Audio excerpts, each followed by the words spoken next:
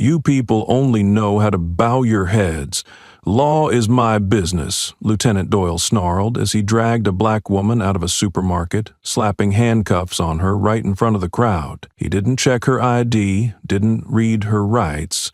The officer simply looked at the military jacket she wore and accused her of impersonation. Arrogant and reckless, he had no idea the woman he was humiliating was Major General Adrian Lane, the commander behind the Syria campaign. Her comeback had the power to shake the entire system. Where do you live? If you saw this happen, would you stay silent or speak up? The fluorescent lights of the grocery store flickered against polished tile floors, humming low like a tension waiting to break. Officer Doyle was halfway through his coffee when he saw her. She moved past the cereal aisle, smooth, deliberate, wearing a military-style jacket with patches he didn't immediately recognize, but that didn't matter.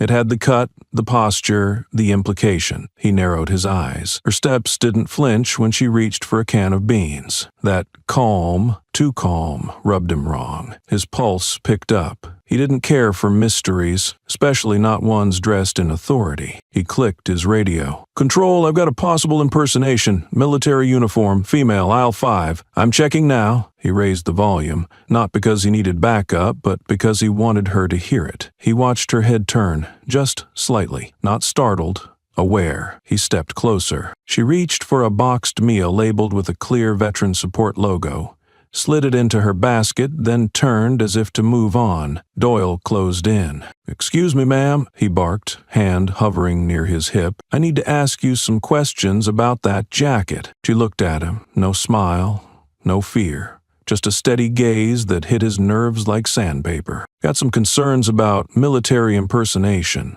Happens more than people think," he added, louder now, as if the echo might validate him. She didn't respond, only adjusted her grip on the basket and tilted her head just slightly. That irritated him more than if she'd screamed. "Do you have ID on you?" he pressed, already moving closer than protocol allowed. "Verification of service, rank, anything?" She didn't hand him anything. She didn't offer a defense. She stood still, face unreadable, eyes locked. Her silence was infuriating, defiant. That jacket didn't belong on someone who thought silence could protect them. Doyle glanced at her basket again, that veteran support box. Too convenient. Too staged. "Ma'am, I'm gonna need to look through your bag." He didn't ask. He just reached. No warrant, no probable cause. A voice whispered in the back of his mind, but he drowned it in a rush of authority. He yanked her tote open, scanned its contents with mechanical judgment, a wallet, receipts, and keys. Nothing out of line, that only made it worse. With a flick of his thumb, he pulled out his phone and began recording. "This is Officer Doyle of Metro Police. I am detaining this individual on suspicion of military impersonation. Evidence includes fraudulent veteran-branded goods and unverified uniform wear. This is a matter of national respect and law enforcement integrity." She didn't move, didn't cover her face. Her expression didn't even flicker. That, more than anything, gnawed at him. He reached for his cuffs, metal clinking with purpose. "Turn around." She did, slowly, calmly, like someone who'd done it before. She offered her wrists, palms out, fingers relaxed, and then came the moment that would haunt him long after. Her eyes. She didn't flinch. She didn't beg. She didn't explain. She looked at him as if she were watching a child spill paint on a priceless canvas. Disappointed,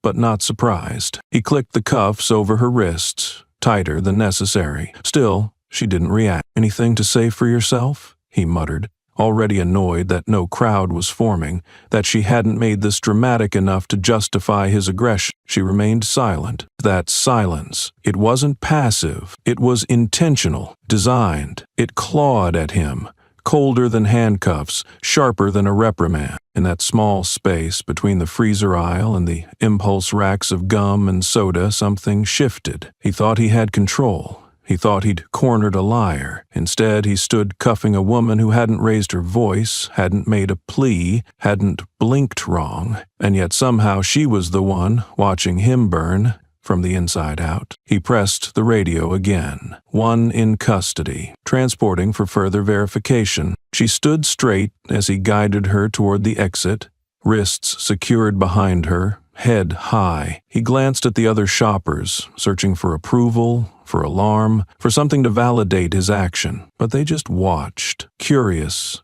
unsure, disinterested. Not one stepped forward. As they stepped into the parking lot, the wind tugged at her hair, but she didn't break stride. Her boots hit the concrete in even tempo, like a march. A soldier's rhythm. That irritated him more than he could admit. He hated how quiet she was, hated that he couldn't shake her. She sat in the back of the cruiser without complaint, eyes forward, lips sealed. He started the engine, his fingers drumming against the steering wheel. He checked the rearview mirror. She was still watching him, but not with fear, not with submission, like she was timing something.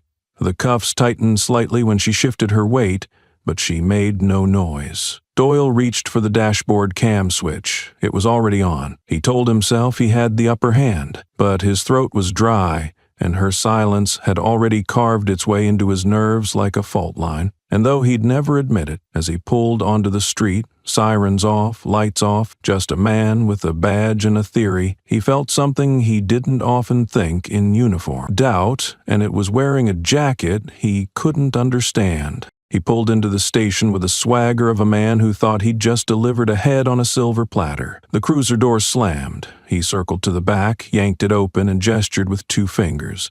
"Out," he ordered, not even bothering to look at her face. But she stepped out with the same unbroken composure she wore inside the store. She didn't resist, didn't stumble. She moved like someone walking through fog, untouched by the chaos around her. It only made him more resolute. They walked through the side entrance, her boots tapping with a cadence that grated on him like a metronome he couldn't silence. No panic, no shame, just that maddening stillness.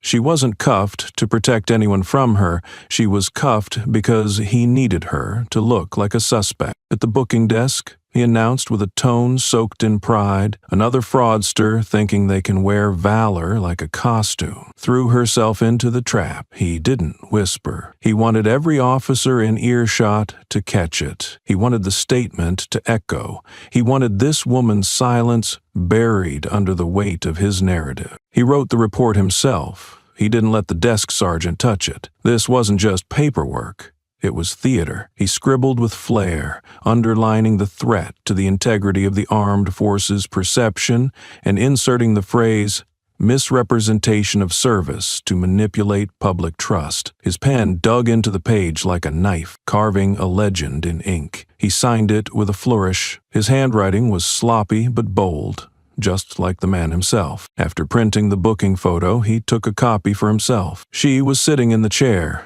wrists cuffed, head slightly tilted, eyes looking straight into the camera without fear or apology. That look, it irritated him. She wasn't broken, she wasn't angry, she wasn't begging. He tacked the picture onto the corkboard in the break room with a thumbtack and scrawled a line underneath in marker, law enforced with an iron fist. He stepped back and admired it like a trophy. A fresh officer walked in, barely out of the academy, and raised an eyebrow. "Who's that?" he asked. Doyle smirked. "One more idiot who thought a military patch makes you untouchable." The rookie hesitated, then asked, "She say anything when you picked her up?" Doyle's grin twisted into something colder, crueler. "Didn't say a word, just stared at me, like she was giving orders without opening her mouth." He let that hang, savoring the dramatic silence. The young officer blinked. Uneasy. Doyle liked that. Fear was fuel. Respect wasn't demanded, it was engineered. Down and holding, she sat in the chair with her back straight, hands now free but resting in her lap. The fluorescent lights buzzed above her, pale and merciless. There was nothing in the room. No clock, no mirror, no sound. Just her and the walls. And yet she looked as if she were exactly where she needed to be. She adjusted the collar of her jacket. A tiny motion, almost invisible. But Doyle, watching through the glass, caught it. She wasn't fidgeting, she was preparing, as if she had somewhere to be, as if this were an appointment, not a detention. He leaned into the intercom and pressed the button. "You want to talk yet?" he said, voice edged with sarcasm. No answer. Not even a glance at the glass. She simply shifted her posture slightly. Chin rising, gaze fixed ahead, not on him. That made his jaw tighten. He walked away from the viewing station, the soles of his boots striking the floor too hard. Each step said control, command, dominion. But inside, something churned. Her lack of reaction felt like an attack, like a strategy, and Doyle didn't like to play defense. He returned to his desk, opened the internal case log, and uploaded the clip he'd recorded at the store. Civilian female detained under suspicion of military impersonation. Subject displayed signs of premeditated deception, including possession of items marked for veteran support, and was non-compliant during verbal queries. He paused, hovering over the keyboard. The word non-compliant bothered him. It wasn't accurate. She hadn't defied him, she had simply refused to acknowledge his performance. He changed it to unresponsive in a manner indicating concealment of identity. That felt better. He hit save. In the hallway, a group of officers passed by, mid-shift change. One nodded toward the break room bulletin board. "You put that up?" someone asked. Doyle chuckled. "Damn right I did. Let everyone know this isn't a joke. We're not letting clowns wear the uniform and walk free." "She doesn't look like a clown," one of them muttered, almost too soft to hear. Doyle's smile twitched. "You got something to say, Martinez?" he asked. The younger cop shrugged. "No, sir." "Good." Doyle's voice was ice now, because respect for the uniform means not letting it be dragged through the mud. He turned the corner fast, heart pounding with adrenaline. This was the kind of incident that got press. The kind that reminded people cops were still on the front lines of honor, or so he told himself. He checked in on the holding room again. She hadn't moved, still upright, still silent, still carrying herself like someone who didn't recognize his authority. That burned more than anything. He'd expected anger, tears, protest. What he got was a stillness that undermined everything he said. He walked in. She didn't flinch. He pulled out a chair across from her and sat down, leaning forward. "You think silence buys you anything? You think staring like that makes you look strong? It doesn't. It makes you look like a coward hiding behind silence." She blinked once. Slowly, nothing else. Doyle's knuckles whitened against the edge of the table. "Say something, defend yourself." Still, nothing. He stood abruptly, the chair scraping backward. "Fine, don't talk. But you're going on record, and this will be one hell of a footnote on your file. Whatever fake name you're using." She turned her head then, just a little.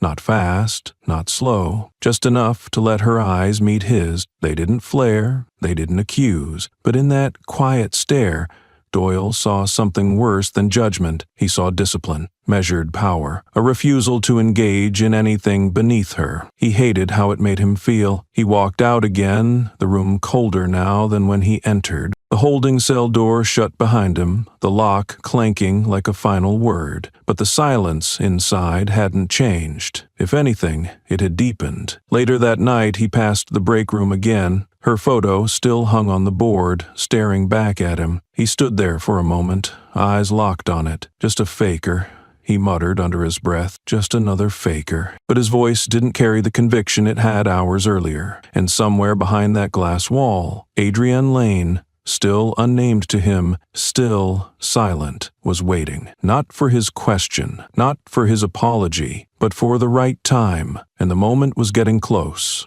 The morning air hung thick with tension, though the sky above the courthouse was unnervingly clear. Doyle arrived early, not because he was required to, but because he wanted his stride measured, confident, borderline theatrical. To be seen, his shoes struck the marble steps with purpose. He carried the file like a badge of honor. Inside it, the clip he'd filmed himself, looped, and trimmed to present his version of the truth. It was, in his mind, more than enough. It was Exhibit A in the performance of righteousness he intended to deliver. Inside, the courtroom hummed with quiet bureaucracy. Paper shuffled, pens clicked, legal aides whispered without conviction.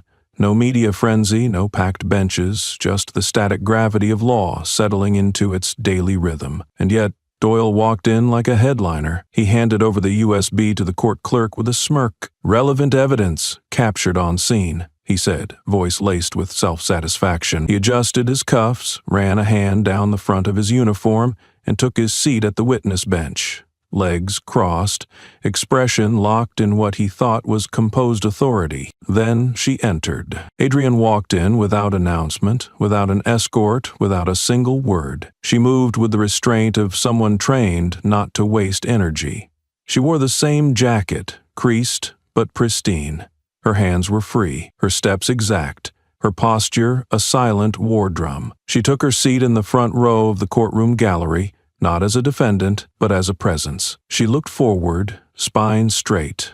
Unmoved by the glances she drew, she didn't scan the room. She didn't look at him. Her stillness was deliberate, unshaken, almost ceremonial. Doyle noticed the quiet that followed her in. It wasn't reverent, it was dense, as if the air itself recognized her authority before anyone else did. The bailiff announced the judge's entrance, and proceedings began. The courtroom stood and sat in sync. The judge, an older man with eyes honed sharp from decades of hearing truth bent into fiction, looked first at the paperwork, then at the room, then finally at Adrienne. "The matter before us concerns an accusation of military impersonation. Alleged evidence submitted by Officer Nathan Doyle. Defendant, Adrienne Lane." She didn't flinch. The judge tilted his head slightly. "Ms. Lane, do you have legal representation present today?" She spoke for the first time. Not loud, not soft, but clear enough to cut the air. "No, Your Honor."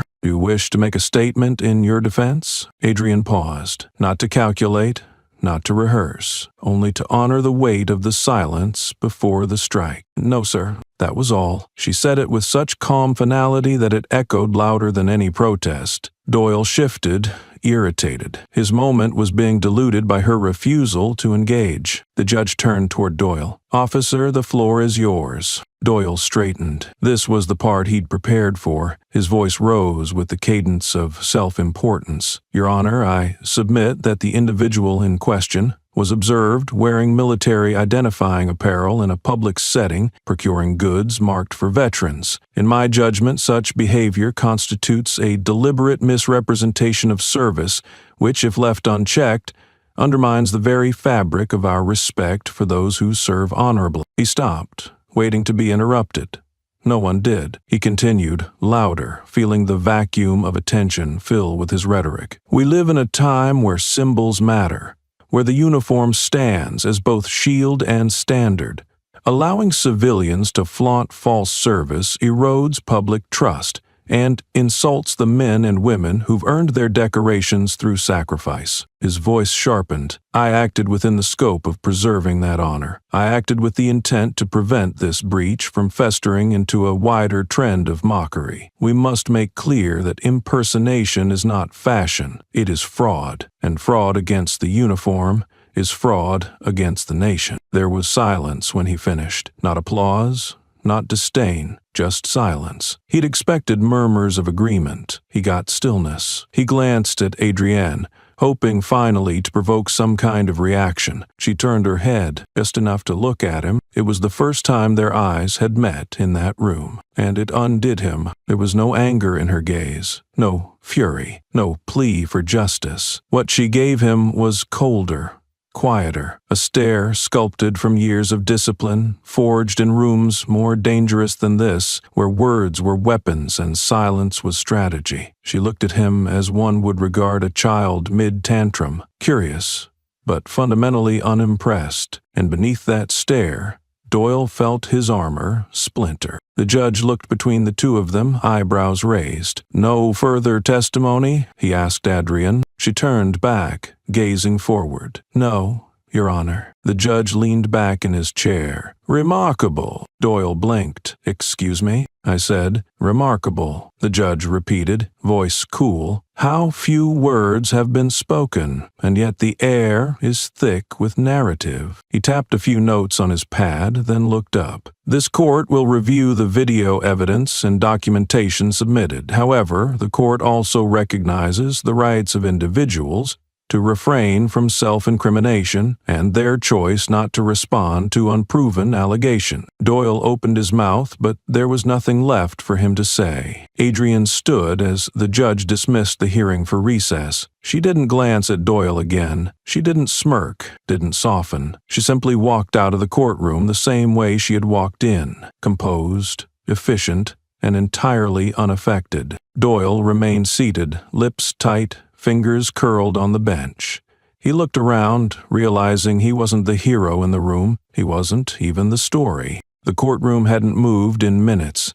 It remained suspended in that peculiar kind of silence that comes when one presence exits and the air doesn't quite know how to refill the space. Doyle still sat on the bench, jaw clenched, watching the doors through which Adrienne had disappeared. He told himself she was running, that silence was cowardice, that he'd just unmasked a fraud on record. But something about the stillness unsettled him. It didn't feel like a retreat. It felt like restraint. And restraint, when wielded right, was another kind of power. The judge returned after recess with the pace of someone who had just seen more than expected. His gavel tapped once, not to demand silence, but to cut through the kind that already gripped the room like frost on glass. "Ms. Lane," he began without ceremony, "before we proceed further, I have one question to clarify a key matter." Adrienne had returned to her seat in the front row.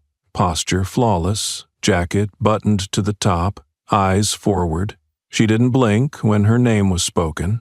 She only tilted her chin slightly, acknowledgement without deference. The judge leaned forward, elbows on the bench, fingers locked. "Did you ever serve in the United States military?" The room held its breath, not because they were unsure of her answer, but because they suddenly realized how little they knew of her. All that silence, all that poise. It had hinted at something, but no one had dared to name it, not yet. Adrienne didn't speak right away. She reached instead into her satchel, careful, deliberate, with the economy of motion that only someone trained in high-risk environments could command. She pulled out a thick envelope, blood red, embossed with a raised insignia and sealed with a Department of Defense stamp so crisp it looked freshly pressed. She stood, slowly holding the envelope like an artifact, not a prop. "I ask the court," she said, her voice calm but edged with steel, "to review this document in full." The bailiff approached, took the envelope with both hands and delivered it to the judge. He broke the seal, unfolded the contents and scanned them line by line. He didn't speak, didn't move, just read. When he reached the bottom, he adjusted his glasses, looked up, and then did something Doyle did not expect. He cleared his throat with sudden formality, as if the tone of the entire proceeding had just shifted from procedural to ceremonial. "For the record," the judge said, voice echoing now, "this court has received and verified a military summons, issued under Clearance Code Alpha 27, dated last month, addressed to Major General Adrienne Lane, United States Army. The document identifies Ms. Lane as an active officer under the direct authority of the Department of Defense, with full honors and security classification." Doyle froze. He didn't move, but something inside him cracked. His fingers twitched. The USB he had fumbled with earlier slipped from his hand and clattered against the wooden floor, a sharp sound that echoed far louder than it should have. No one reached for it. No one moved to help. The silence that followed wasn't theatrical. It was terminal. It was the kind of silence that came at the end of a story, not the middle. The kind that didn't wait for applause, because it knew none was necessary. Adrienne hadn't moved. Her eyes didn't glow with triumph. Her lips didn't curl. She remained composed, regal without arrogance, proud without performance. She didn't look at Doyle. She didn't need to. But the courtroom did. Dozens of eyes turned toward him now, not with admiration, not even with anger, but with the cold curiosity reserved for men who had overstepped, spoken too loudly, and now stood naked before the consequences of their volume. Doyle cleared his throat, but his voice didn't follow. The judge didn't speak either. He turned to Adrienne, his tone stripped of anything informal. "General Lane, do you wish to respond?" She stood fully now, and finally, for the first time since the beginning, she turned to face Doyle directly. Her eyes didn't burn, they didn't judge, they dismissed. And then she spoke, just one sentence, delivered like a verdict. "Check my military rank first, please." Then she sat down. No sound followed, no pen scratch, no whisper. The entire courtroom had become a vacuum, devoured by the weight of realization. Doyle, once so loud, now sat silent. Even he knew any protest now would land like a child crying over spilled lies. He glanced around the room, hoping for a lifeline, a nod of agreement, some shared outrage, but there was none. He had shouted into a storm, and now he stood soaked and ridiculous. The clerk reached for the court's transcript file, marking the words down not just as spoken text, but as the moment the narrative inverted entirely. No longer was Adrienne Lane the woman in question.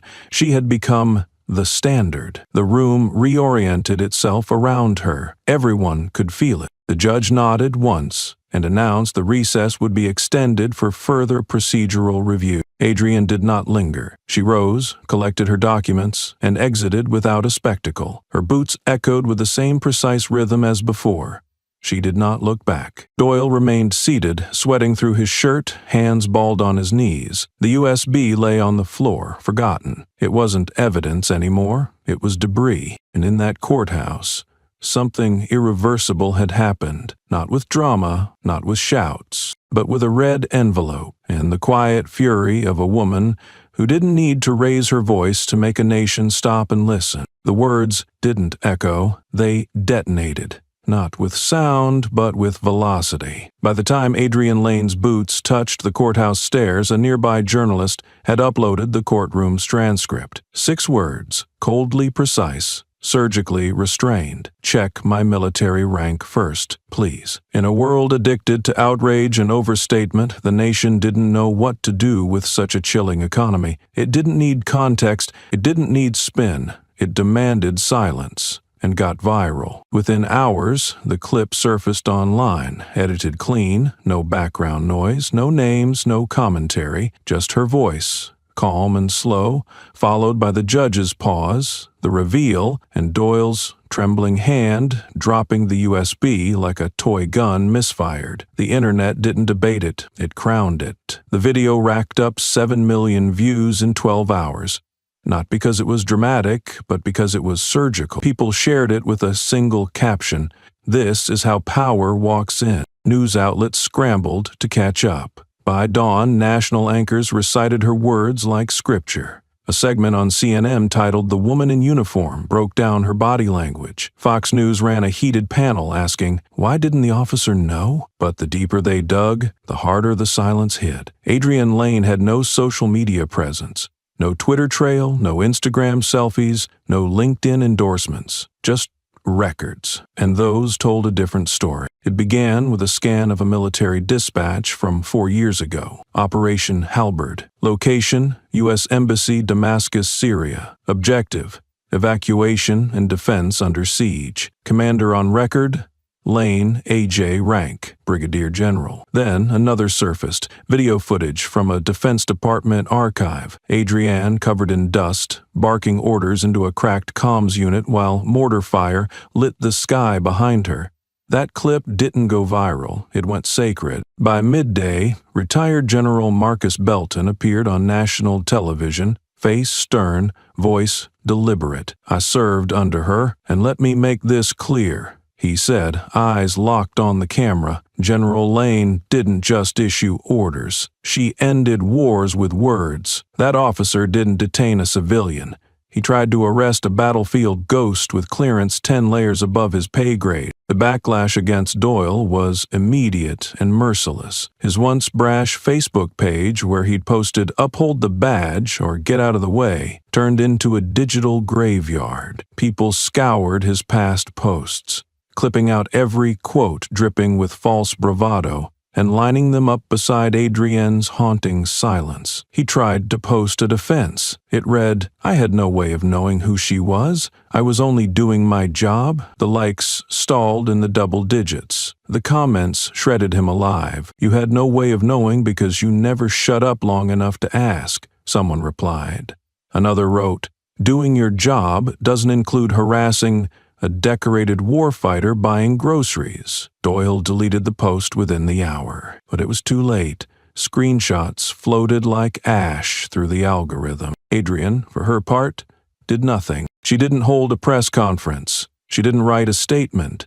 She didn't even blink into the media cyclone she had triggered. The nation looked to her for clarity and got silence. And somehow that silence said more than Doyle's entire record of noise. She had become a cipher of gravity, a woman who commanded not through access, but absence. Her silence spread like a doctrine. It left Doyle with no surface to attack, no words to twist, no heat to convert into fuel. Just the echo of his arrogance reverberating back at him. At the precinct, Doyle's photo wall came down, quietly. No order, no notice. Just one of the younger officers, Martinez, pulling it off the corkboard and dropping it into the trash bin. The photo of Adrienne in cuffs crumpled like paper never meant to be history. No one spoke. No one defended. The station break room, once Doyle's theater of false triumph, became a vacuum of embarrassed memory. On Reddit, a thread titled 6 Words, 1 Ghost climbed to the front page. Veterans posted comments full of awe and shame.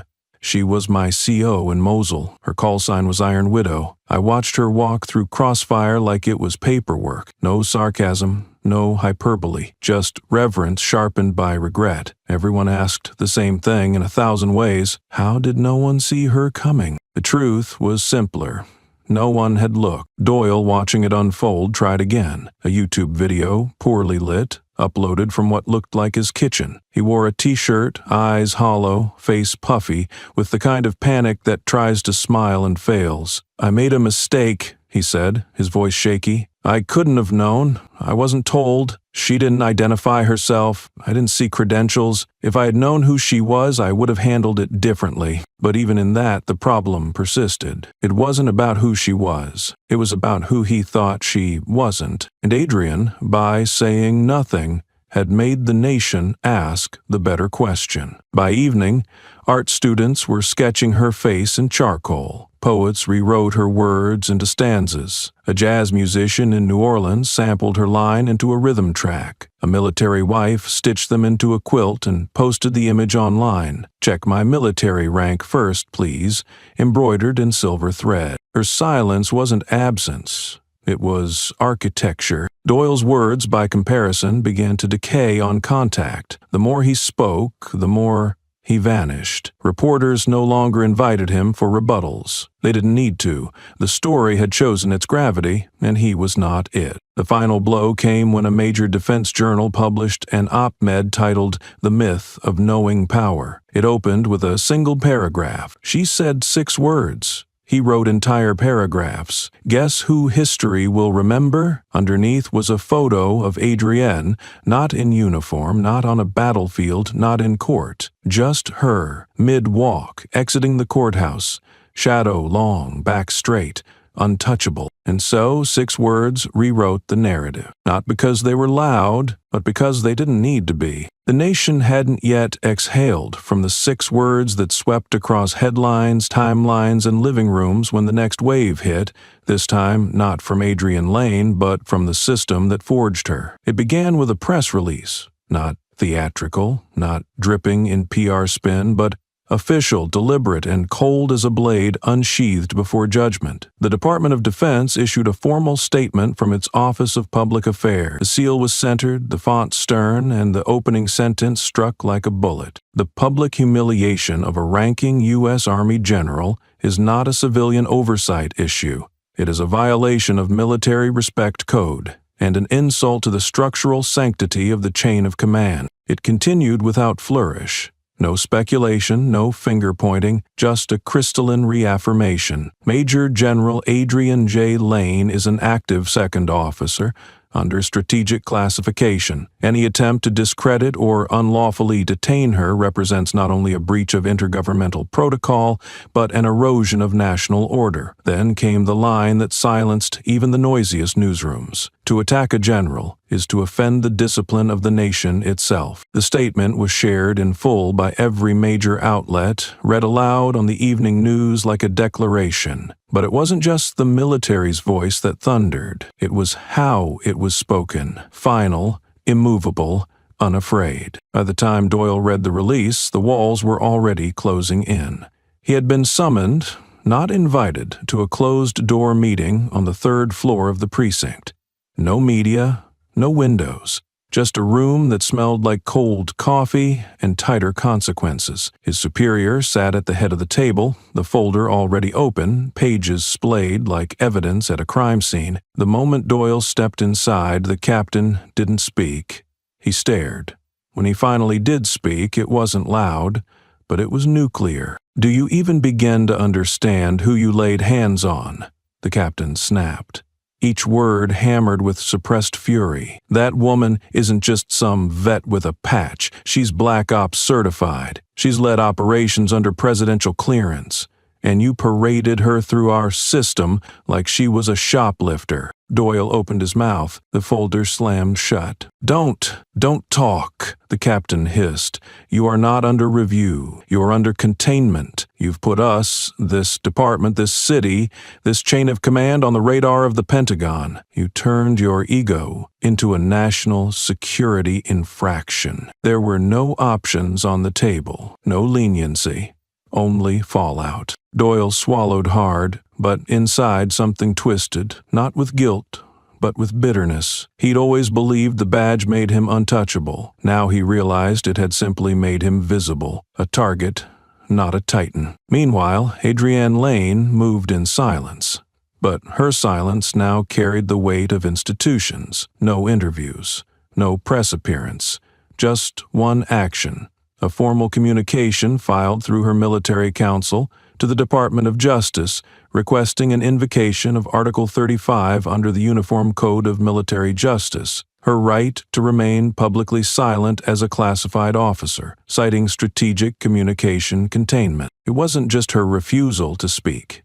It was her right not to. And suddenly, the silence became terrifying, because silence backed by force wasn't absent. It was an escalation. Within hours, a scanned document leaked, blurred, partially redacted, but unmistakably marked as internal correspondence between the Pentagon and Metro Police Department. It bore the watermark of the Office of Military Oversight. The subject line, "Request for personnel presence," closed testimony invitation read, "Violation of active duty officer protocol." The recipient, Chief Inspector Robert Treen, Metro PD. Doyle's chain of command. The leak hit Twitter like an avalanche. It wasn't an official summons. Yet. It was worse.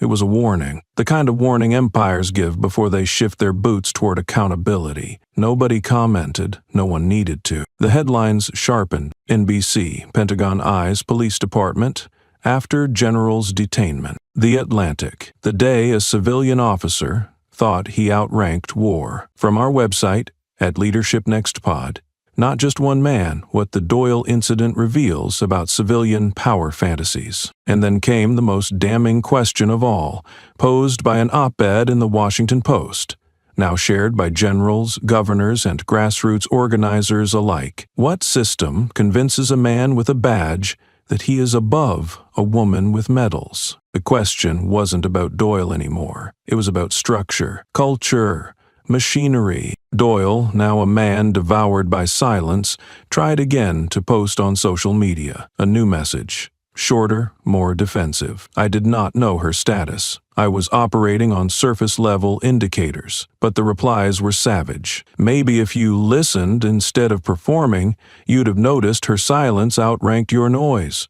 You were loud, but you were never right. At headquarters, Whispers spread. Officers no longer asked Doyle questions. They moved around him, avoided eye contact. The break room emptied when he walked in. Martinez, the rookie who once admired him, now looked at the floor. Respect wasn't lost. It was revoked. Outside, protest signs emerged, not against police in general, but against the illusion of unchecked enforcement. One in particular made the rounds on social media, a cardboard placard with Adrian's quote written in red marker, taped above Doyle's mugshot. "Check my military rank first, please." The image didn't scream, it pointed. Behind it all, Adrienne said nothing. She filed no personal suit. She issued no video.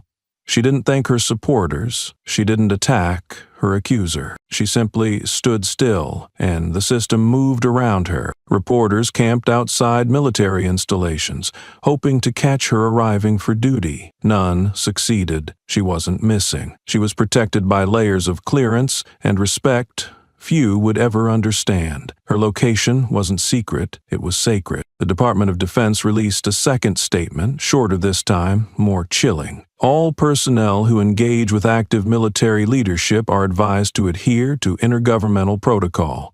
Future infractions will be treated as breaches of federal discipline.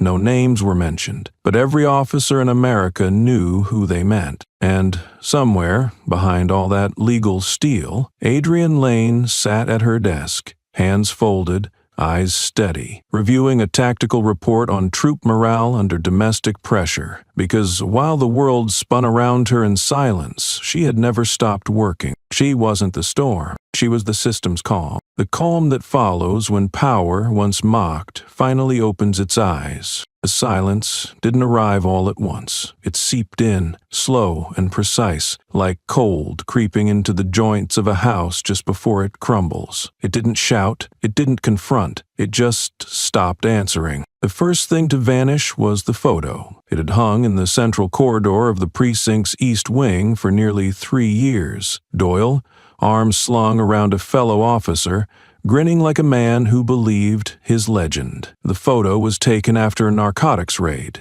staged more for the press than the process. He was mid-laugh, sunglasses hanging from his collar, the caption below declaring him protector of the block. It had been framed, mounted, and spotlighted under a glass pane. But on a Thursday morning, without ceremony or announcement, it was gone. The wall was bare. No plaque, no nail, not even the outline where the frame had once hung. Just paint, untouched, uninterested. Doyle noticed immediately. He paused at the space like someone had erased part of his DNA. He looked around, expecting a joke, a reason, even a challenge, but none came. A couple of officers walked by, eyes focused on their coffee cups. No one made eye contact.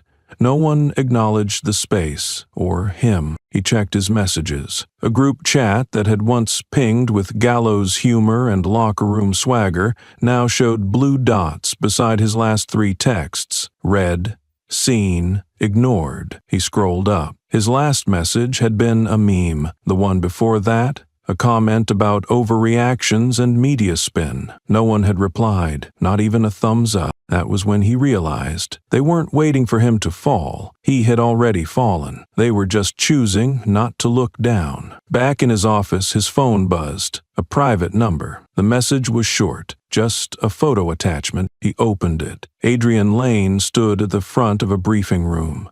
Civilian setting, military gravity. She wore a dark blazer, no rank visible, but the posture unmistakable. She was pointing to a projection screen, surrounded by young officers in training. No caption, no threat. But the file name read, "Your Fraud Leading Doctrine." His hands trembled. He dropped the phone on his desk like it had burned him. No sender was listed, but he knew someone from within had sent it, not to provoke, but to educate, to remind him of what he got wrong. He stared at the screen for several seconds, willing it to become something else, a mistake, a prank, but it stayed. By midweek, the shift patterns changed. The lunch schedules he had once shared were suddenly reshuffled. The desks next to his were left empty for restructuring, elevators filled, then emptied before the doors closed if he stepped in. Martinez, once eager to ride along, now asked for reassignment to desk duty. quietly, without fanfare. The walls had not turned on Doyle. They had simply pulled away, brick by brick, until he stood exposed in a building that no longer believed in his story. He tried to reclaim the narrative. He drafted a message, carefully worded, unlike his usual spitfire tone.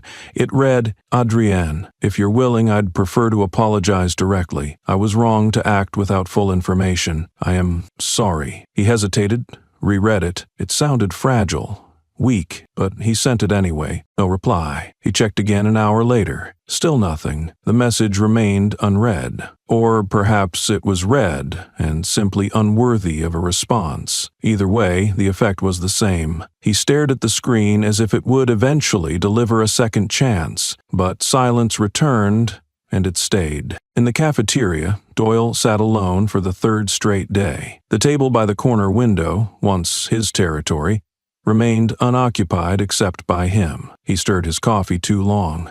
The spoon clinked with a rhythm that began to annoy even himself. When Officer Granger passed with his tray, Doyle looked up, hopeful. Granger paused, just enough to make the moment cruel, then chose another table. 10 minutes later, it was Martinez who delivered the clearest blow. He entered with a sandwich, scanned the room, locked eyes with Doyle, then walked to another table. Doyle couldn't help himself. "Really?" he asked, not loud but sharp enough to cut across the room. Martinez turned slowly, expression unreadable. "I don't eat with men who insult the uniform," he said, then took a bite of his sandwich and turned away. Doyle felt the room tilt, not physically, morally. The man who had once raised a toast to being the wall between chaos and civilians now sat ostracized by his brothers in arms.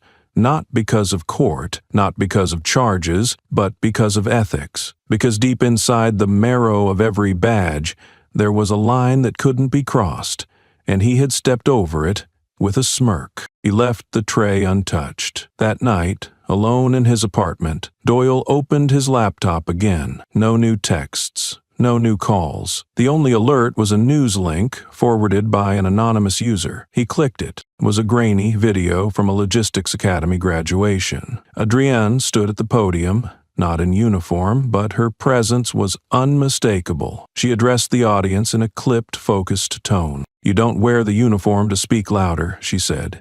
"You wear it to protect those who can't." No applause, just respect. Doyle shut the lid slowly, and this time the silence wasn't punishment. It was exile. Exile had its rhythm. For Doyle, it came with lukewarm coffee, side glances, and doors that once opened without knocking, now staying closed. But what he hadn't yet grasped, what he would soon learn with irreversible clarity, was that silence wasn't his only enemy anymore. Now came the excavation. It began, like most reckonings, with a request. A formal document was submitted to Internal Affairs by a third-party military council representing Adrienne Lane. The language was legal, procedural, and nearly sterile, but its implications were nuclear. The subject line read, "Request for full disclosure of arrest records. Officer Nathan Doyle, 10-year span." The department stalled. The lawyers didn't. By the end of the week,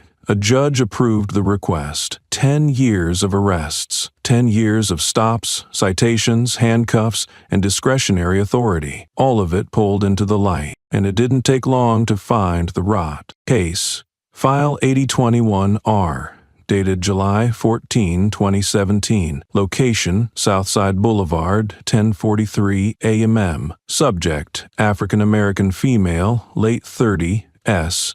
Registered nurse. No outstanding warrants. No traffic violations. Incident summary. Non-compliant during verbal exchange, but video buried in a corrupted file folder, now restored, showed a different scene. Doyle had pulled her over without stating a cause. The woman, calm, asked, "What did I do?" Doyle responded by opening the door himself, dragging her out by the elbow and pushing her to the hood of her car. The audio from the dash cam was faint but clear. "All you people need to do is shut up and comply. You want fairness? Go file it somewhere else." The woman had filed a complaint. It went nowhere. That video, now restored, made its way to the press. But it wasn't alone. It remained secretive for an audio clip. No visuals, but verified by timestamp captured Doyle in the locker room during a conversation with two younger officers. His voice is unmistakable. His words are unforgettable. They don't need justice. They just need to be reminded. They bow their heads, and I do the rest. Simple chain of command. The media didn't spin it. They quoted it. They bow their heads, and I do the rest. It hit the airwaves like venom dripping into public veins. News anchors didn't shout. They paused before reading it, as if swallowing the sickness inside it. The backlash was immediate. Reporters dug deeper. Community advocates who had fought for years to reopen cases finally had oxygen. Names emerged, quiet, forgotten, buried under bureaucracy. Victims who had long ago accepted invisibility now realized they weren't alone, that their pain wasn't isolated. It was patterned. I thought I was unlucky, said a schoolteacher who had been wrongfully searched outside a grocery store in 2016. Turns out I was just early. I remember his eyes, said a father of two detained at gunpoint in front of his children. He wasn't angry. He was entertained. The pattern wasn't procedural. It was personal. What had once been protected by policy now stood naked before a court of public conscience. The pressure mounted inside the department. Internal Affairs began interviews that they should have started years ago. Doyle was summoned, not to explain, but to sit, to listen, to absorb. One by one, supervisors who had once praised his assertiveness now dissected it as a liability. And through all of this, Adrienne Lane made no statement, except one. She sent a single message, encrypted, clean, direct, to her legal team. "I'm not here to retaliate," she wrote. "I'm here to name what was always there." And then, in a final line, "I don't want revenge, I want restoration." That quote leaked, not by accident, and it spread like a doctrine, because it wasn't about rage. It was about truth. Truth, when wrapped in silence, becomes radioactive. It seeps into systems, corrodes illusions, and forces recalibration. And that's exactly what was happening. TNN ran a primetime segment titled 10 Years of a Pattern.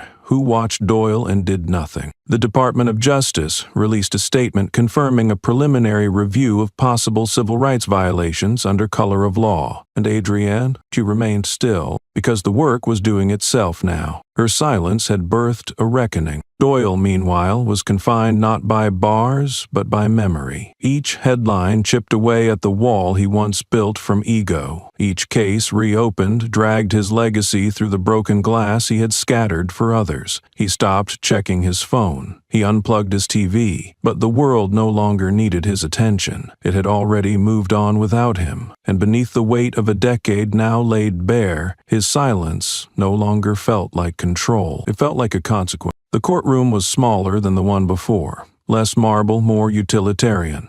The lights were softer, almost kind, but the weight inside it was heavier than stone. Everyone knew what this hearing was. It wasn't about guilt. That part had already been laid bare, dissected, and documented. This was something else.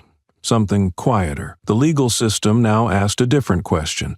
Not did he do it, but what should be done with him now? Adrienne sat calmly at the witness table. Her hair was tied back with military precision, her suit dark and unadorned. She looked neither angry nor triumphant, just present, as if she were fulfilling an obligation that required no emotion, only clarity. The judge read through the charges: violations of civil rights, unlawful detainment, and a pattern of abuse of authority. Each word landed in the room like a dropped coin. Not loud, but undeniable. Then the judge turned to her. "General Lane," he said, measured, careful not to make her rank a spectacle, "you've been allowed to recommend sentencing due to the unique nature of your case. Do you wish to pursue criminal prosecution?" She looked up.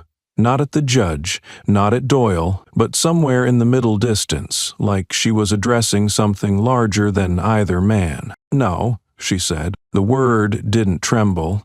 It didn't stall. It was clean, unmistakable. Doyle, sitting 3 chairs away, froze. His jaw clenched. His hands, once calloused from control, now sat limp in his lap. His breath hitched, not from relief, but from confusion. He had expected fury, expected a speech, a storm, a final push to cage him. Instead, she had diffused the moment with a single syllable. The courtroom remained silent, not out of respect, but because nobody knew what to do with mercy that didn't ask to be thanked. The judge nodded slowly. "You understand that declining criminal charges does not negate the civil proceedings or departmental review?" "I understand," she replied, voice steady. "And you understand this decision may be interpreted publicly as leniency." Adrian turned her gaze to the bench.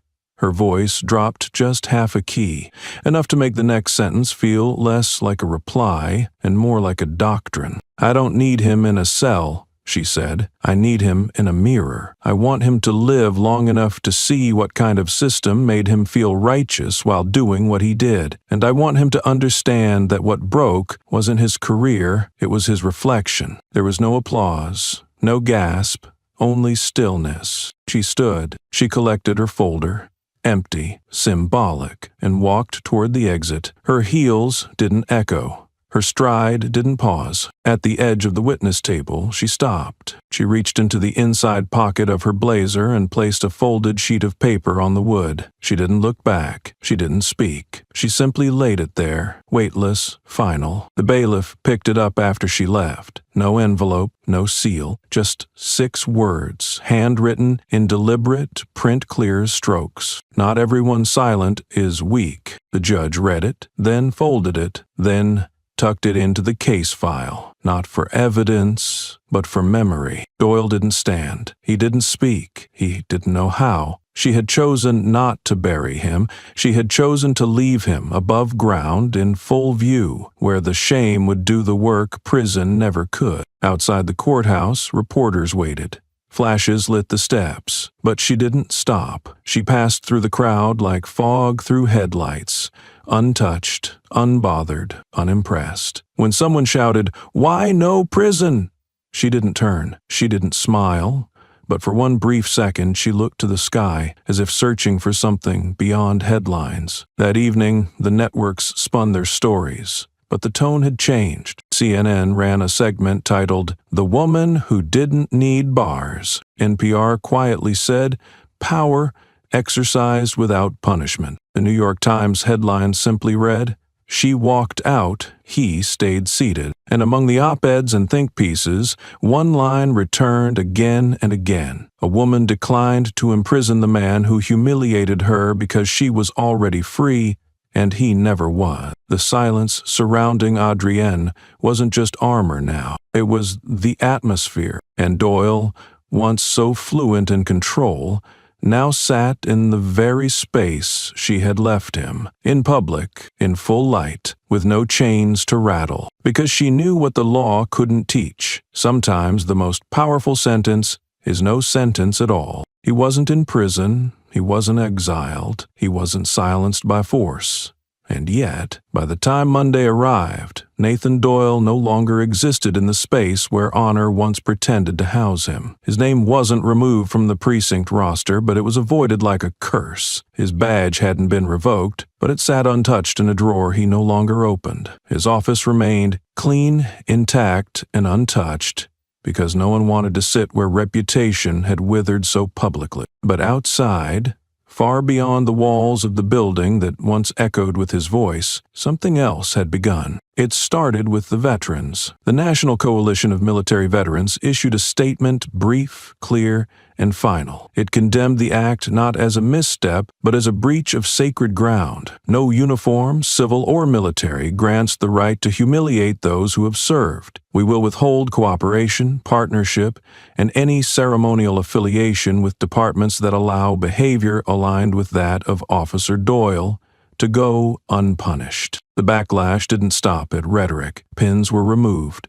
Parade invitations were rescinded. Folded flags, once sent from precincts with honor, were now returned to sender, unopened. Memorial ceremonies, once attended jointly by veterans and law enforcement, began issuing specific requirements.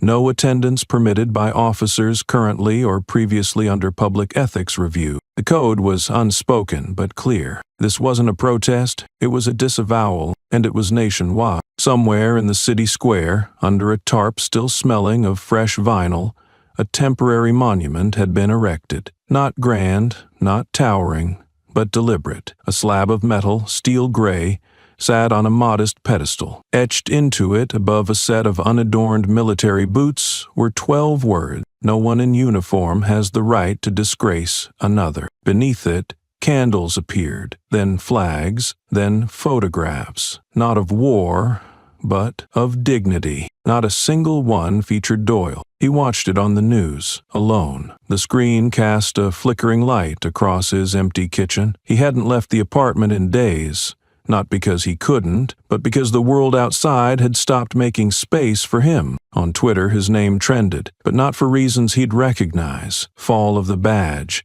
silent salute, the wrong kind of loud. Articles surfaced, think pieces multiplied, but the term that cemented his place in cultural decay came from a viral blog post written by a retired Marine. It took one man to make the whole force bow their heads. That man was Nathan Doyle. It stuck. The internet, with its appetite for poetic damnation, latched onto it. Comment sections filled with that line, sarcastic, searing, final. The man who made a badge blush. And still, Adrienne said nothing. She didn't appear on television. She didn't attend the ceremonies. But the image of her, exiting the courthouse, captured from behind, became iconic. In the shot, she is framed by sunlight, her silhouette extending across the pavement, casting a shadow longer than her body, as if even the light itself knew to follow her lead. That photo was printed, shared, painted. A mural appeared on the wall of a military academy 2 states away. Just her back, her walk, and the shadows stretched before cadets engraining. She hadn't spoken in days, and yet the nation continued listening. Doyle, by contrast, tried to reclaim a version of himself through one final interview. A late-night podcast accepted him, unfiltered. He wore a baseball cap low over his eyes. His voice was smaller, defensive. At one point, the host asked, "Looking back, do you regret the way it all unfolded?" Doyle paused, cleared his throat. "I regret that I didn't know who she was." The host was quiet, then leaned in. "No, that's not what I asked." Doyle blinked. "What do you mean?" "I mean, do you regret what you did? Not just who you did it to." He didn't answer. That silence, clipped and awkward, became the pull quote from the episode. Dozens of journalists clipped it, captioned it, and dissected it, and in every frame, Doyle looked smaller, not legally condemned, but ethically erased. His collapse wasn't dramatic, it was atmospheric. Even in cities where the case had become background noise, his name lingered like the aftertaste of something once sweet, now sour. And Adrienne, she appeared nowhere, and everywhere. Her voice, spoken once, still echoed across newsrooms.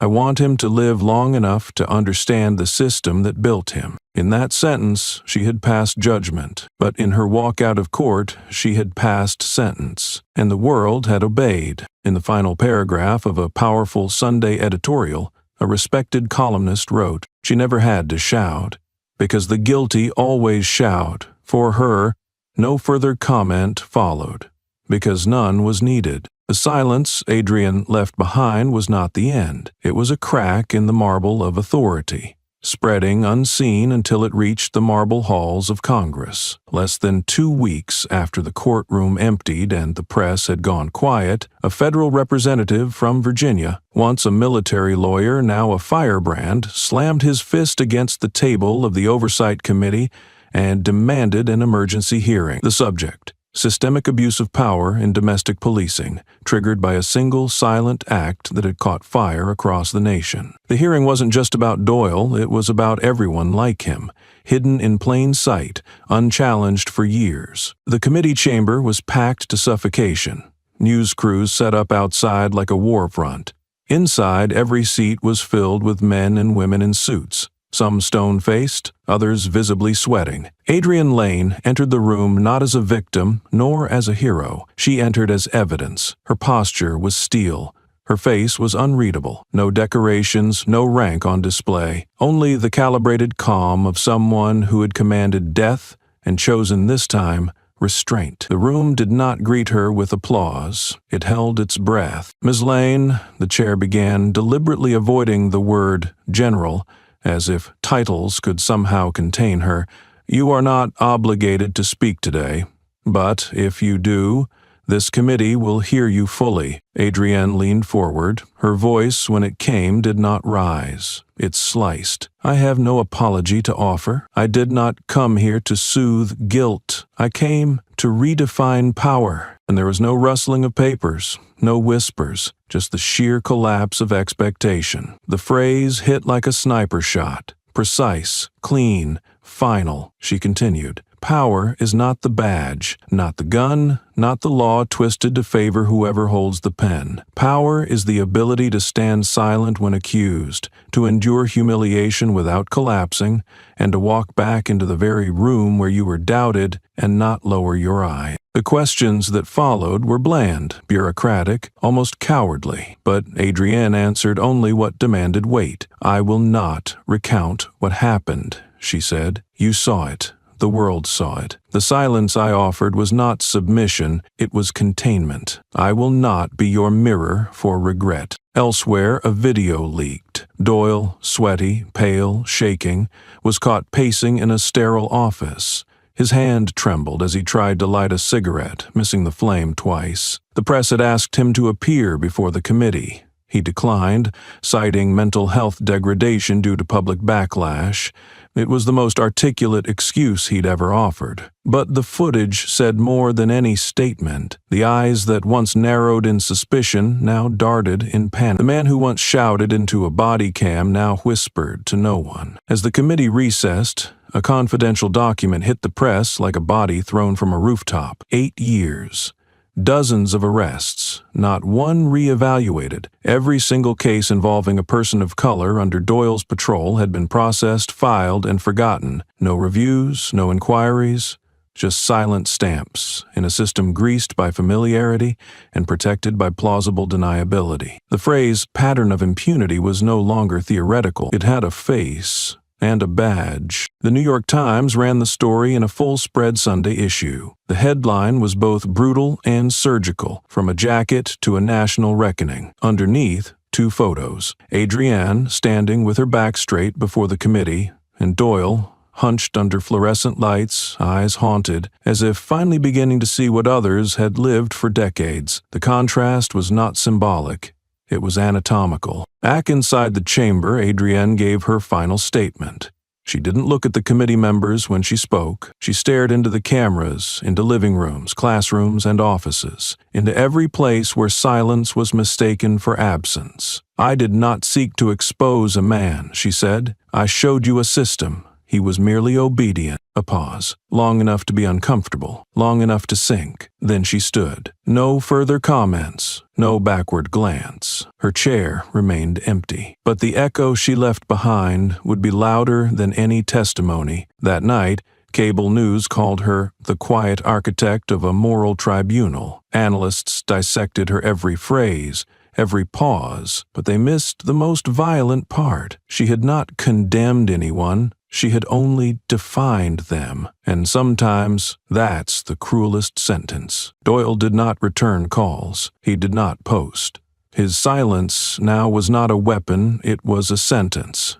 But unlike Adrienne's silence, strategic, commanding, his was the collapse of a man who had once confused noise for authority. The nation was watching now, but no one was listening to his voice anymore. There was a new standard being etched into the stone of justice. It didn't wear medals, it didn't shout, it walked in without flinching, and it left behind only the truth, sharp as a bayonet pressed against the throat of lies. The echo of Adrienne's words before Congress had barely begun to settle when Doyle resurfaced, digitally, predictably, and without conviction. He appeared in a low-resolution video, framed awkwardly in front of a beige wall. His uniform jacket zipped to the collar as if the fabric might hold together the pieces of a reputation already shattered. His voice was flat, rehearsed, thick with the desperation of a man not seeking forgiveness but survival. "I didn't know she was a general," he said. staring somewhere just below the lens. No acknowledgement of misconduct, no ownership, just that single hollow line repeated twice, like a failing mantra. He blinked too much. His lips twitched at the corners, not from remorse, but from restraint, as though a truer, uglier version of himself waited just beneath the surface, biting its tongue. The internet did not forgive him. It didn't even pause to consider. Within hours, the video was cut, remixed, and paired side by side with footage of Adrienne leading a unit under enemy fire, shouting commands through smoke and chaos. In one frame, her gaze was steel under a dust-smeared helmet. On the other hand, Doyle blinked into his front camera, like a schoolboy caught cheating and trying to blame the lighting. The contrast wasn't cruel, it was surgical. The world saw the difference between earned silence and performative noise. The message didn't need text overlays or commentary. The images spoke clearly. Character is not claimed, it is proven. Adrienne, when reached for comment, didn't sit for interviews or issue a press release. She released a single-line written response sent through her legal team. My title never required his recognition, only his respect. It landed like a blade across Doyle's last attempt at dignity. No need for flair, no need for amplification, just precision. The statement went viral within minutes, dissected by pundits and scholars alike for its perfect economy of truth. Here was a woman who had every right to rage and chose clarity. A warrior who let her stance, not her volume, cut through the air. In a press briefing held later that week, a reporter finally dared to ask the question lingering in the public mind, General Lane, if you hadn't been a general, if you had just been a civilian, what would you have done? Adrienne didn't hesitate. Her tone didn't soften. It didn't sharpen either. It remained unmoved, like a flag anchored in concrete. I might have stayed silent, she said. But he miscalculated the silence. He bet against the wrong person. It wasn't pride that echoed in her voice. It was weight. The weight of history, of buried names and unseen battles, of voices ignored until the silence erupted into consequence. Doyle watched that clip alone. Again and again. Paused. Rewound. Watched it from different devices as if the screen mattered. But nothing changed. Her calm struck harder than any condemnation. Her composure dragged his posture into memory, back to the moment he first tightened the cuffs, back when he believed she was nobody, back when his voice filled rooms and his badge felt infinite. Now all he had was a video apology that nobody believed, and a silence from her that everyone trusted. Veterans groups were not kind. They issued joint statements that sliced deeper than headlines. An apology delivered too late cannot polish a tarnished badge.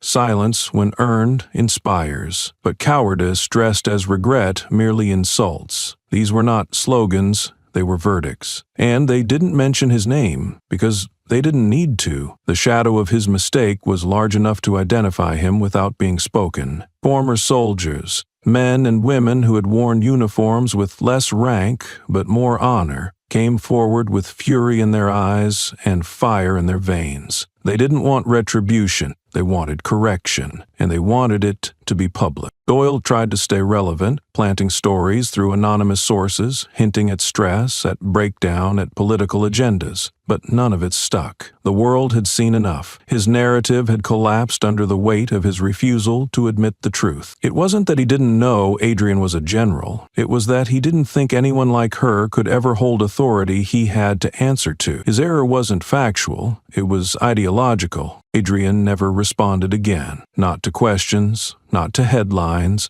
not to provocations. Her refusal to engage was not passive. It was punishing. Each silence she offered was a mirror, forcing Doyle to see his voice echoing into a void he had created. And in that void, he shrank. Once, he had towered over people with the confidence of someone never corrected. Now, he was a headline without a quote, a face on screen without context, a man speaking apologies into an audience that had already moved on. What remained was a legacy, and it did not favor him. In classrooms, students replayed her words, not his. In training modules, her posture, not his uniform, was used to teach restraint, presence, and dignity. His voice, once amplified by the authority of his position, was now muted by the irrelevance of his integrity. And when asked what his greatest mistake was, Doyle, if he ever dared answer, would have to choose between two truths: believing she was no one, or realizing too late that she had never needed to be known to be right. This was not a fall. It was erosion, gradual, unrelenting, irreversible, not caused by a storm, but by exposure. And Adrienne didn't push him. She didn't point. She simply stood, higher, clearer, until the system itself tilted in her direction and let gravity finish the work. The silence that once cloaked Adrienne like armor had now become a force of nature, reshaping institutions, toppling assumptions, and bending conversations without needing her voice. She was nowhere to be seen, and yet her presence anchored every word, every breath, every trembling admission. Her name alone summoned attention not as a scandal, but as standard. When a major television network announced a live panel discussion on accountability, power, and public trust, they never had to say it outright. Everyone knew Adrienne Lane would be at the heart of it, whether she attended or not. The studio lights burned hot. The moderator, a veteran anchor with a reputation for surgical questioning, sat between a retired police chief, a constitutional lawyer, and a decorated colonel. On the screen behind them, one still image lingered. Adrienne in uniform, her eyes forward, expression unreadable, as though even the camera understood it was not her soul to capture. The conversation began civilly, with legal terms and procedural breakdowns, but it didn't take long for the fault lines to show. The law was followed, the ex-cop said, voice tight, as though choking on his defense. There was no way he could have known. The lawyer interrupted, cold and exact. Ignorance of rank is not ignorance of dignity. What he saw wasn't the absence of status. It was the presence of control, and that scared him. Control? The officer scoffed.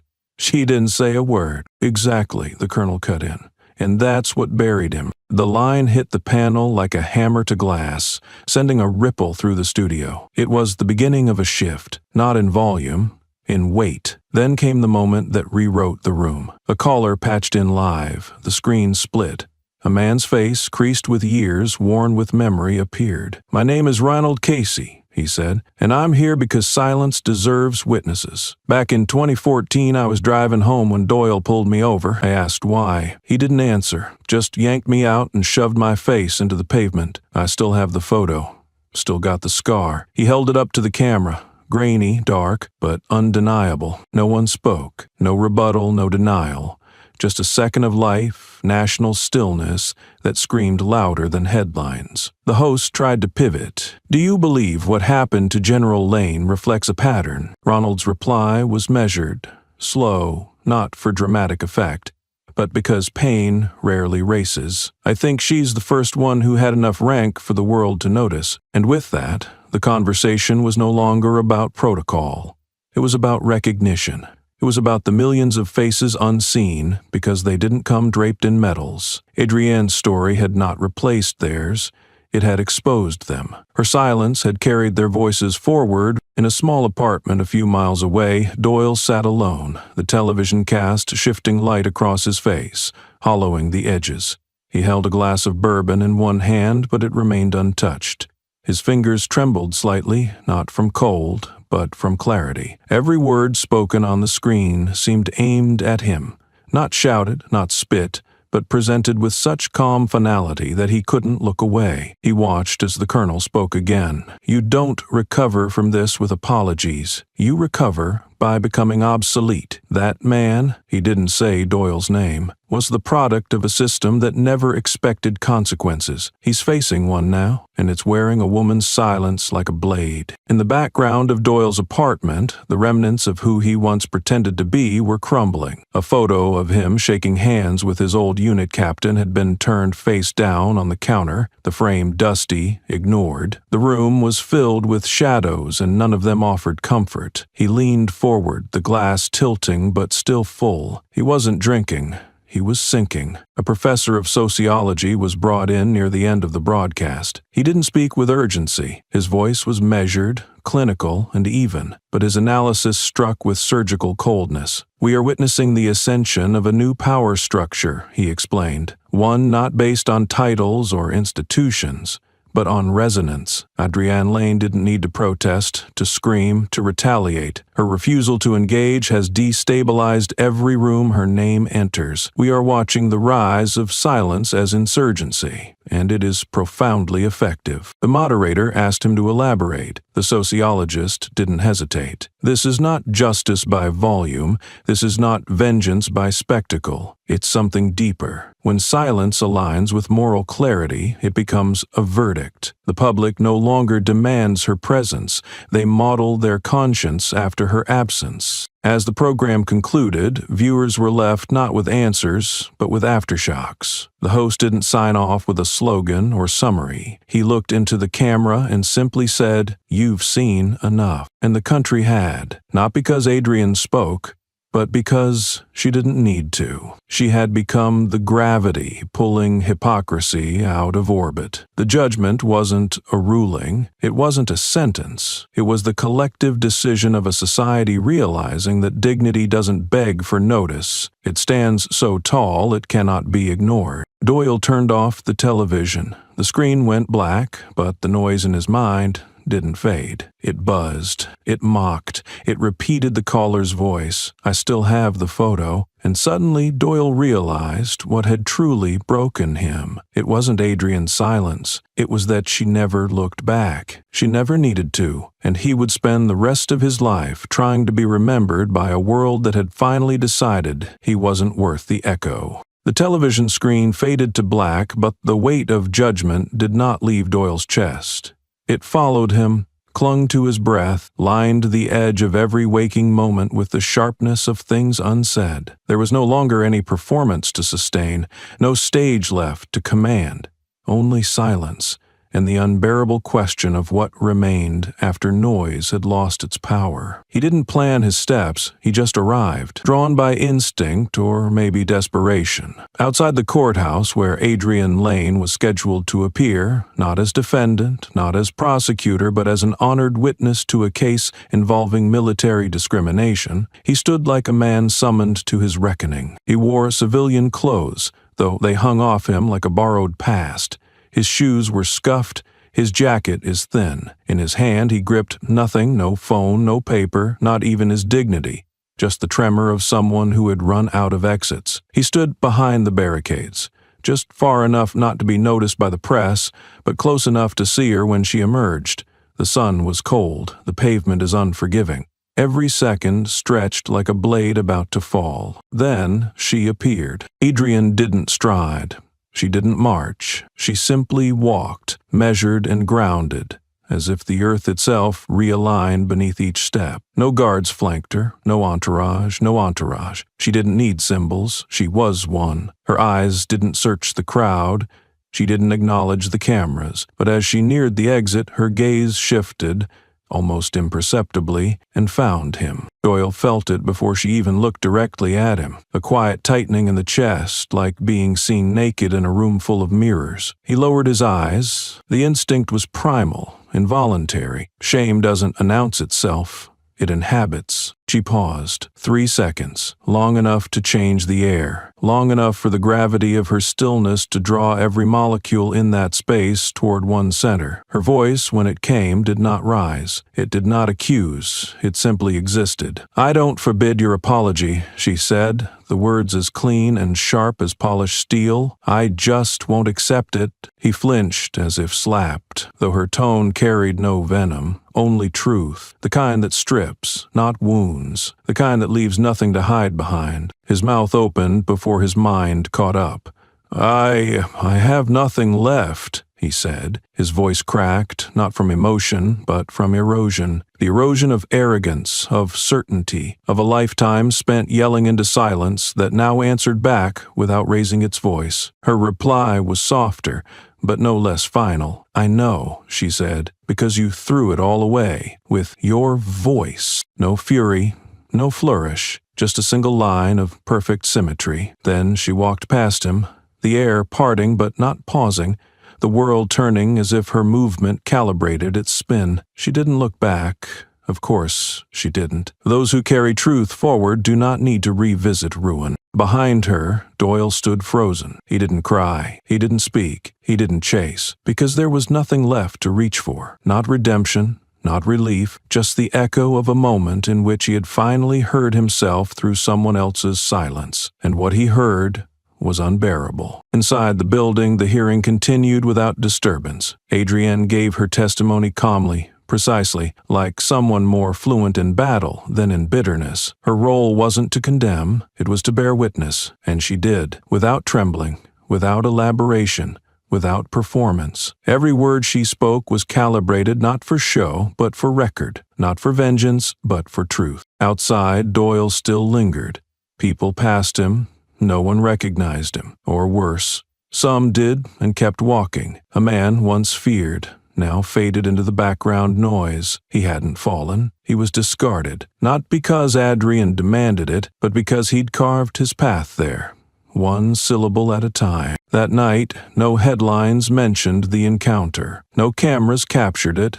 No microphones caught the exchange. But in the quiet corners of memory, where real judgments are made, that moment had been written in stone, not shouted, etched. The final encounter had happened, not in court, not in the media, in the space between two people, where power is not proven by dominance, but by who can walk away standing taller. And Adrienne Lane once again walked without weight, because the truth had always been heavier on the other man's shoulders. When Adrienne walked past Doyle without flinching, she wasn't just leaving him behind, she was walking toward something larger. In the stillness of that moment, where judgment had spoken without raising its voice, a different kind of call echoed back, not from the press, not from the courts, but from the highest echelon of uniformed command. The official envelope bore the seal of the Department of Defense. Inside was not praise, not an apology, a summons, a formal invitation from the Pentagon itself, requesting Adrienne Lane deliver the keynote address at the graduation ceremony of the next officer training class. The message was unmistakable. They weren't just honoring her presence, they were asking her to reset the compass. She didn't delay. That same night she sat alone in her study,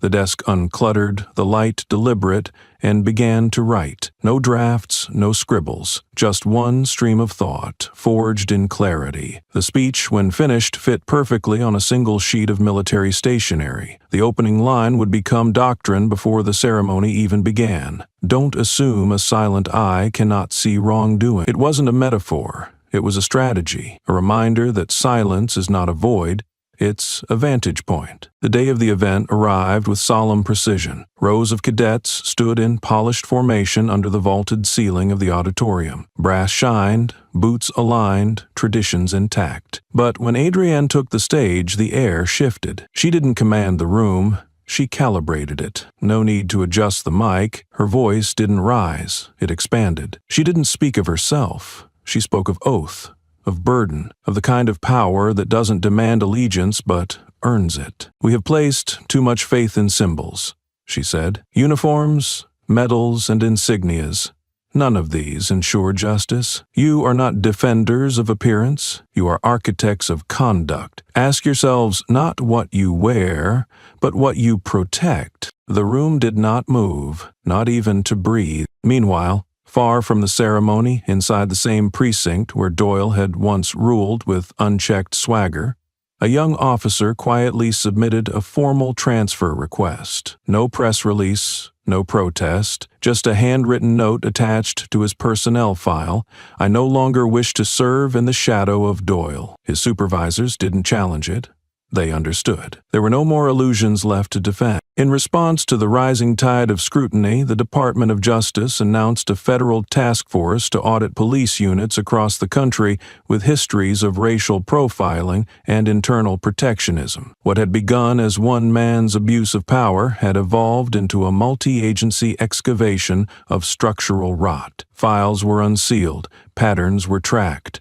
Silence had lit the fuse. The system would now do the detonating. Back at the Pentagon, Adrienne concluded her address without flourish. "We must ask the question anew," she said, gaze leveled, tone unshaken. Who carries the law on their chest, and who carries justice in their heart? It wasn't rhetorical. It was a charge, a demand to redefine allegiance, not to uniform, but to purpose. When offered a Medal of Distinction after the speech, she declined. No interviews, no photo ops. Her request was simple and final. Spend the cost of that medal on auditing misconduct. That's my honor. And with that, she stepped off the stage, leaving behind applause that sounded more like agreement than admiration. Her speech traveled faster than planned. Within hours, officer academies across 3 states requested transcripts. It was quoted in internal memos, slipped into training modules, etched on whiteboards in break rooms, not as inspiration, as an instruction, a recalibration. No longer could any official claim ignorance when the new standard had been spoken without rage, without compromise, without noise. In boardrooms and back halls, policymakers began asking each other harder questions. Who defines decorum? Who polices the enforcers? And perhaps most dangerously, what happens when the most powerful voice refuses to shout yet still commands a nation's attention? Adrienne never raised her tone. She never raised her hand. But the system did. It raised flags. It raised audits. It raised accountability. Because a woman had once stood alone, handcuffed, silent, and turned that silence into policy. And the Pentagon, not with ceremony but with course correction, had finally answered, not with praise but with permission to change. The applause faded, the podium cleared, and Adrienne stepped back into shadow, not out of retreat but to strike where volume no longer sufficed. After the Pentagon's echo, she moved quietly, surgically, with the precision of someone trained not to declare victory, but to dismantle false absolution. Weeks passed. Then one crisp morning, a civil suit bearing her name landed on the docket of a federal court. Adrienne Lane v. Officer Nathan Doyle. The charges were direct, unembellished, and lethal in clarity. Defamation, unlawful arrest, public misconduct, and intentional infliction of reputational harm. No preamble, no spectacle. Just truth framed in legal weight. News broke within minutes, and Doyle's camp scrambled. His legal team reached out with offers for a private settlement. Negotiations behind closed doors, confidential terms, a statement ghost-written for him, wrapped in pseudo-regret. But Adrienne refused. Her reply was a single line submitted through her counsel. "I do not sell back my self-respect." There was no press conference, no social media blast, just silence, sharpened to a scalpel. And in that silence, the lawsuit gained traction, not as an act of vengeance, but of restoration. The courtroom was smaller than the one before, but the stakes were larger. This was not about criminality. This was about character. And Doyle, sitting at the defense table, looked nothing like the man who once barked into radios and pressed cold cuffs into warm wrists. His posture had shrunk, his suit didn't fit, his hands fidgeted as if trying to erase fingerprints from history. Adrienne entered without announcement. She wore no uniform, no insignia, just a navy suit and the stillness of someone who understood the weight of precision. She didn't scan the room, she didn't nod at the judge, she simply sat. And when her name was called, she stood with such calm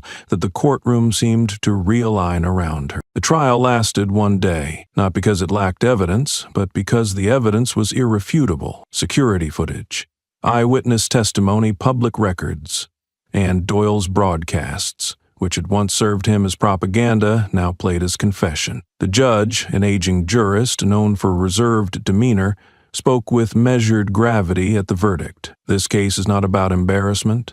It is about the abuse of symbolic power. When one acts as the law rather than under it, the injury is not only personal, it is constitutional. The sentence was precise: $650,000, 0 cents in damages, plus permanent disqualification from holding any position within public service, federal, state, or municipal.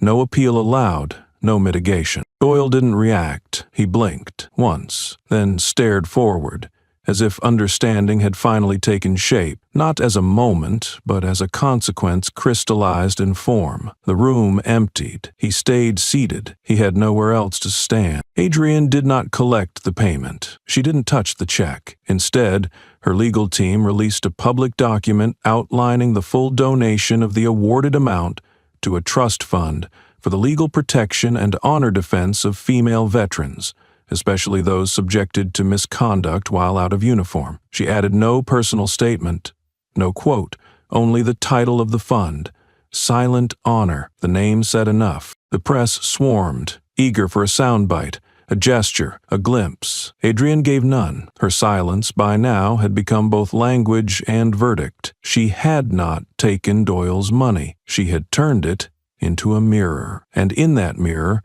the system could no longer pretend it didn't see itself. For Doyle, the consequences didn't stop with the gavel. His disqualification made the National Registry. His employment history flagged. Job offers evaporated before reaching the inbox. Applications unanswered. The silence that had once crushed others now circled him. Airtight. He had lost more than a case. He had lost his ability to pretend he still belonged anywhere power was spoken. And for Adrienne, nothing changed, because she had never sought change for herself. Her victory wasn't the verdict. It was the incision. Clean, unflinching. A cut so precise it left no blood, but made the whole body tremble. That was the weight of justice when wielded not for show, but for definition. The system didn't cheer, it adjusted. And in that subtle shift, in that recalibrated silence, a different kind of authority took root, one not built on reaction, but on restraint. And Adrienne Lane, as always, walked away, not taller, but unchanged, because she had never needed the world to recognize her strength, only to reckon with its own. Justice, when cleanly delivered, doesn't fade. It replicates. In the weeks following the civil verdict, institutions no longer whispered, they acted. At the state's premier police academy, the curriculum board convened an emergency review. No cameras, no press, just senior instructors looking down at a set of printed transcripts, a 47-second video clip, and a list of recommendations titled, not with legalese, but with candor. Failure teaches nothing if the system refuses to learn. That meeting resulted in a reform that would become model legislation, the complete overhaul of the public conduct and ethics course. Adrienne's courtroom footage, once a moment, now became a method. Her quiet, restrained posture during the unlawful arrest was dissected frame by frame. Her courtroom silence, her congressional composure, her refusal to lash back when baited. They were broken down like combat drills, and at the top of the new module, projected onto screens in lecture halls across the country, sat the headline of her case, a smile that brought down a system. It wasn't a metaphor. It was structure, undone by presence. Meanwhile, Doyle had vanished from every official document, but not from public consciousness. His name lived on, not in record, but in resistance. In a dim second-floor apartment rented weekly, by cash, he now moved like someone dodging ghosts. He no longer looked over his shoulder for a physical threat. What followed him was worse recognition. Every grocery store glance, every turned face on the street, every whispered moment of silence when he entered a space, was a verdict all its own. He had become a cautionary tale no one needed to name. In a final attempt at recovery, he applied for a security position at a local industrial complex. Entry level, low clearance, uniform provided. He received the rejection in 2 sentences. We regret to inform you that your profile does not meet the ethical suitability requirements of this sector. The paper was unsigned. It didn't need a name. The system had learned, finally, to police itself. Adrienne, true to form, never acknowledged his dissent. Her work continued, not in courts or interviews, but in quiet halls where change began from within. At a leadership training seminar for law enforcement instructors, she took the stage not with grandeur, but with surgical purpose. Her words were clipped, her tone even, her gaze unrelenting. Justice, she said, is not only about sentencing. It's about signaling. You train not to punish the bad. You train to stop others from thinking they can become him. There was no need to say who he was. The room understood. What Adrienne delivered wasn't inspiration. It was structured. Language stripped of performance. Doctrine without applause. The audience didn't cheer, they took notes. In the months that followed, more agencies adopted the revised materials. Ethics training no longer begins with hypotheticals. It began with real footage, real consequences, real silence. Adrienne's image, once used without her consent to shame her, was now licensed with her approval as an instrument of warning. Her likeness didn't sell merchandise. It reset the policy. Doyle, in contrast, disappeared from language entirely. His name was replaced with classifications, breach of conduct, misuse of authority, and legacy disqualification. He became a data point, a red flag in hiring systems, not erased, archived, coded into the very background check that had once failed to stop him. Now he was the firewall, and Adrienne never raised her voice because she didn't need to. Every reform bore her echo. Every policy pivot carried the aftershock of her restraint. She had never sought to punish him personally. What she delivered instead was institutional immunity, reversed, corrected, and made visible. This wasn't revenge, it was an instruction, the kind that doesn't end when the speaker leaves the stage, the kind that lives in silence until someone breaks it the wrong way and finds the system is finally listening. In the aftermath of structural revisions and institutional reckoning, Adrienne became less visible, yet more present than ever. Her silence no longer operated in defiance. It had matured into a legacy. The system, reshaped by her restraint, began reflecting not just on what had occurred, but on what it had almost missed. One afternoon, as leaves drifted through the wind like pages left unbound, a documentary filmmaker knocked on Adrienne's door with a binder full of permissions, a production team waiting, and a question burning in his throat. He didn't pitch fame.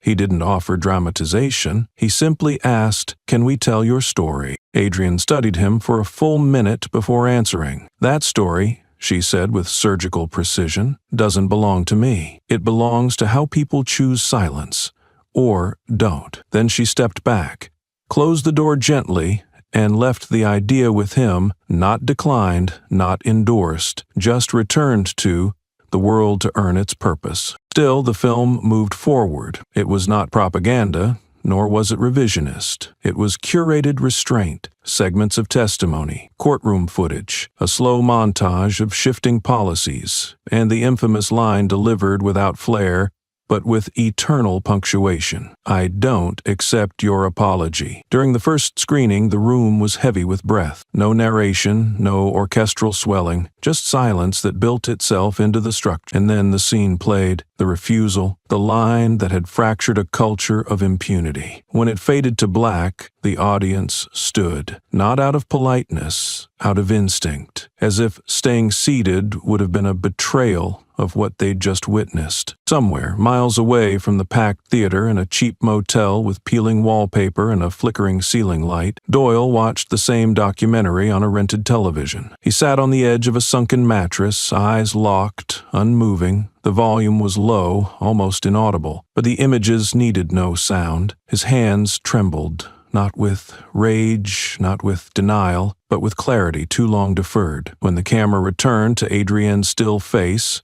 when the voice repeated her refusal to accept contrition, something in him cracked. Not loudly, but all the more destructively. His eyes filled, his vision blurred. The screen faded behind a wall of tears that came not from grief, but from the collapse of illusion. This was no longer the system turning its back. It was him, finally seeing his own. In another corner of the country, the ripple extended further than headlines or political chambers. A teenage girl, sitting in her bedroom, surrounded by textbooks and a worn school blazer, typed a letter by hand. The handwriting was neat. Every sentence is measured. It wasn't long.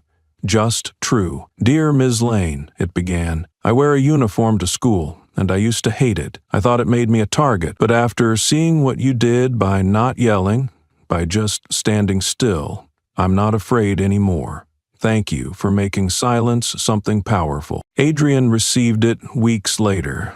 No return address, no name, just initials. She read it once, then folded the paper with deliberate care, placed it in a drawer filled not with awards, but with moments. No speech followed, no post, no fanfare, just a soft smile, quiet, unforced, the kind of smile that recognizes change when it no longer needs to prove itself. The story, after all, was never about her. It was about the system that tested her and failed itself, about the people who mistook stillness for absence, about a society that finally looked inward and saw, for the first time, not a hero, but a mirror. And some mirrors, once cracked, showed the truth more clearly than ever before. There would be no sequel, no concluding roar, only the continued resonance of one choice made again and again, to stand still, to say less, and to let everything that needed to fall, fall. And in that falling, something finally stood up. The letter from the student remained untouched in the drawer, an envelope yellowing softly beneath the weight of everything unsaid. Adrienne never reread it. She didn't need to. The words, once folded into her fingers, had taken root in her posture. It wasn't the first message she'd received, but it was the first one she chose to keep, not because it praised her, but because it reminded her that courage was contagious when passed quietly. The girl hadn't thanked her for saving her, she had thanked her for not being afraid. That distinction mattered. Outside, the world had grown louder again. News cycles moved on. Politicians rushed to package progress into slogans. Institutions took victory laps for reforms they'd once resisted. But Adrienne didn't walk in those parades. She walked her silence, not as a protest, but as discipline. She wasn't avoiding the spotlight. She simply knew the difference between being watched and being heard. And so when the National Committee for Military Honor extended the invitation, an address at the annual Valor Assembly, attended by over 2,000 uniformed officers, live broadcast across the country, she didn't say yes out of obligation. She said yes because the silence had to end somewhere, not shattered, not discarded, delivered. The auditorium was carved into the side of a hill, its ceiling arched like the barrel of a cannon. Inside, columns stood like sentries, and the air carried the weight of oaths recited in every war since ink touched parchment. Rows upon rows of polished uniforms filled the seats, captains with creased brows, cadets with trembling hands, veterans who had stopped clapping at speeches decades ago. They didn't come to hear heroism. They came to witness conclusion. Adrienne stood backstage, not rehearsing. She didn't need to. The speech had lived inside her long before the invitation ever arrived. She hadn't written it for them. She hadn't written it for Doyle. She hadn't even written it for herself. It was a truth meant to outlive the telling, a string of words that would cut clean without bleeding. When her name was called, she stepped onto the stage with no medals on her chest, no ranks on her collar, no paper in her hands, just a black suit, tailored to simplicity, and a presence that made the room forget to shift in their chairs. She didn't clear her throat. She didn't glance at the cameras. She didn't begin with acknowledgments. Instead, she began with air. "I am not here to recount," she said, her voice low but ringing, the kind of tone that makes a room stop breathing. "I am not here to be applauded. I am not even here for forgiveness." She paused. "Not for effect, but for truth to settle. I am here to name something we've refused to name for too long." The pause that followed was not discomfort. It was confirmation. Her voice continued, smooth but firm, like metal heated to pliability, but not weakness. "There was a time, not long ago," she said, "when standing upright was an act of defiance. Not because we were rebels, but because silence was mistaken for weakness. And we let that mistake fester. No movement in the crowd, no cough, just listening, sharpened into stillness. This isn't about me," she said. This is about every face that was overlooked because it didn't demand attention, every uniform that was questioned, every salute was returned with suspicion. She let her gaze rest on no one and everyone at once. Some of you know these people, some of you are these people, and some left before they could ever be acknowledged. She didn't say Doyle's name. She didn't have to. The absence was an indictment. We built a system that taught us how to follow orders, she said, but we failed to teach how to recognize dignity. That isn't a procedural flaw, that's a moral one. She stopped, hands still by her side, her eyes unflinching. I've heard people say I was brave. I wasn't. I was tired, and when the system tried to silence me, I didn't scream. I just didn't move, and that somehow broke it. The silence that followed wasn't empty. It was charged. Something unspoken, finally acknowledged without needing to be defined. And Adrian, motionless at the podium, simply waited for nothing. She stood still. The words had landed. Not like applause lines in a campaign rally. Not like fire in a courtroom. These words didn't rise. They settled. Deep, exact.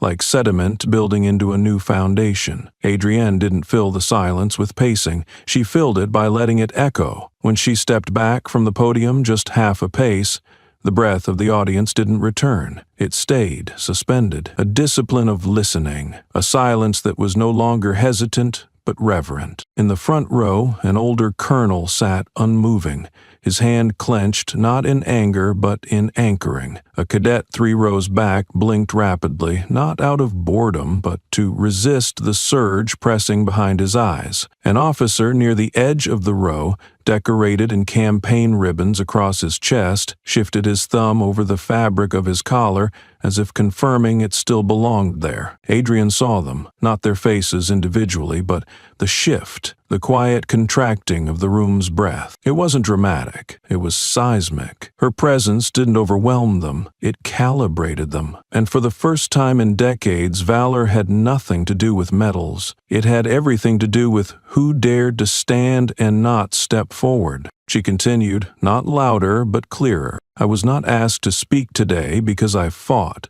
she said. Hundreds in this room have done that. I was asked to speak because I did not fight back. The distinction was sharp, not modesty, precision. And somehow, in this country, in this uniform, in this moment, restraint made the system flinch harder than rebellion ever could. Her hands remained still at her sides. Her voice never dipped nor soared. It simply moved, clean and irreversible, like truth that no longer waited for permission. We have celebrated silence when it wears the right title, she said, but we punish it when it stands in the wrong body, the wrong gender, the wrong face. I did not win a case. I exposed a habit. A murmur nearly rose, but it died before reaching the surface. No one dared interrupt, not with noise, not even with a reaction. You've seen footage, you've read headlines, you've watched the ripple, but what you haven't seen, Adrian said, is the generations who flinched before raising their hand, who swallowed orders that were never spoken but always expected. That's not discipline, that's design, and we have no excuse to pretend we didn't see it anymore. She let the silence return, but now it wasn't absence, it was a response. Behind her, the massive banner of the armed forces glinted under a soft light. It wasn't the centerpiece. Adrienne was. But she wasn't centered on herself. She had become, in that moment, an instrument, not of reckoning, but of resetting. She didn't accuse, she redirected. She didn't speak about their failures. She spoke about what they still had time to become. I'm not asking you to remember me, she said. I'm asking you to remember what it looked like when a single refusal to react forced a system to expose its foundation. She paused again. No breath caught in her throat. Her lungs were steady. Her voice was windless and weighty. We do not need more speeches. We need fewer explanations. We don't need perfection. We need posture. Someone in the 5th row bowed their head, not in shame, but in admission. An officer near the rear wiped beneath one eye quickly, hoping no one noticed. But they all did, and no one judged. Adrian gave no final flourish, no rhetorical upward inflection. Her words closed the way a gate swings shut. We do not need anyone to bow. We only need them to stand when it matters. Then she stepped back. Exactly one pace. Her hands did not lift. Her eyes did not lower. She did not acknowledge applause because there was none. The room didn't clap. It absorbed. Because some truths don't earn ovation, they earn revision. Adrian stepped back from the podium, not with closure, but with calibration, the kind of movement that doesn't signify the end of a sentence, but the transfer of its weight. The Valor Assembly did not erupt in applause. It didn't move at all, and that stillness was louder than thunder, a collective pause that dared not break what had just been rebuilt, sentence by sentence, silence by silence. The cameras held steady, scanning faces not for drama but for consequence. In the second tier of the auditorium, an instructor from a southern base clenched his hands on the armrests, white-knuckled, his mind scrawling not through Adrian's story, but through every cadet he'd ever overlooked. Beside him, a female officer closed her eyes, holding tightly to the insignia on her chest, not as pride but as proof that survival had never been enough. This wasn't a tribute, it was a turning point. Adrian had not asked for anyone to rise.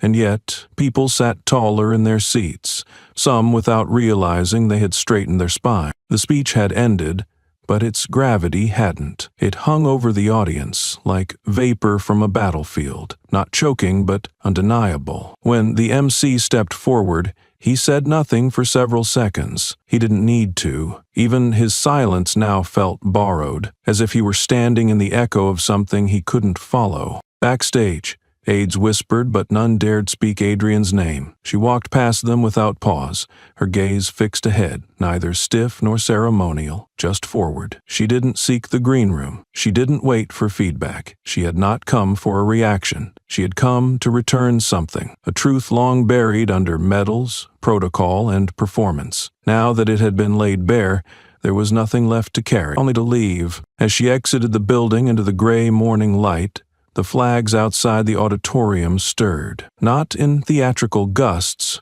but in steady wind. She walked alone. No cameras followed. No one stopped her. The power of her words didn't need her physical presence to linger. It had already transferred to the room behind her, to the minds now recalibrating their meaning of strength. And while valor was being rewritten inside marble walls, a very different kind of reckoning unfolded across town. Doyle sat alone in the small, dusty apartment that had become less a place of retreat and more a confessional cell without the priest. The TV flickered with the closing broadcast of the Valor Assembly, the image of Adrienne stepping off the stage rendered in soft focus. The volume had been turned low, yet every syllable had landed like confession, spoken by a woman who hadn't aimed at him, but had hit him all the same. He hadn't shaved. He hadn't eaten since morning. He wore the same uniform shirt from the day before, wrinkled and half-buttoned, his body slumped into a cheap vinyl chair, too small for comfort and too permanent for escape. The speech wasn't just something he watched, it was something that unstitched him. He didn't move when the camera panned to the crowd. He recognized one or two faces from his earlier years, names he once mocked as too soft or too formal. Now those same faces bore more weight in their silence than he had ever conjured in a shout. The screen showed the officer's lips tighten. Another blinked quickly, then squared her shoulders. These were not men and women being humbled by words. They were being restored by them. And Doyle, once a man of many declarations, could now only sit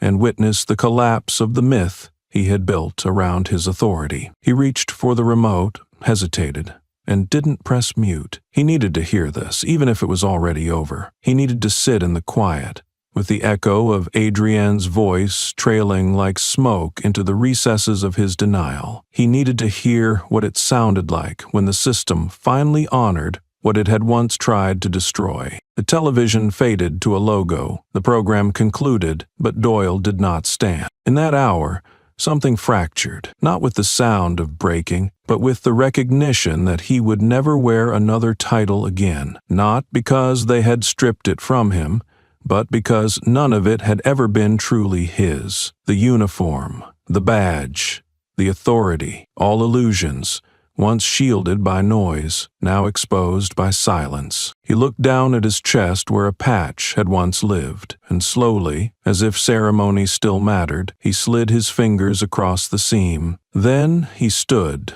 not like Adrian, tall, unwavering. He stood like a man who no longer had a story to tell. The television screen dimmed to black. There was no final score, no anchor summarizing what had been said, no analyst breaking down the meaning. There were only those who had listened and those who had heard. Doyle sat there, staring into the void of his screen, the remote resting like a relic in his hand. The words Adrian had spoken did not play again. They didn't need to. They had carved a groove deep enough to repeat themselves without sound. Outside his window, the street buzzed faintly with late afternoon life. Cars moved. People laughed. The world continued, unapologetic, unbothered by the collapse of one man's certainty. But in that small, rented room, Doyle had not moved in nearly an hour. Something had landed that would not lift. Not guilt, not grief, something worse, recognition. Across the room, his uniform jacket still hung on a plastic hanger nailed to the wall. It looked emptier now,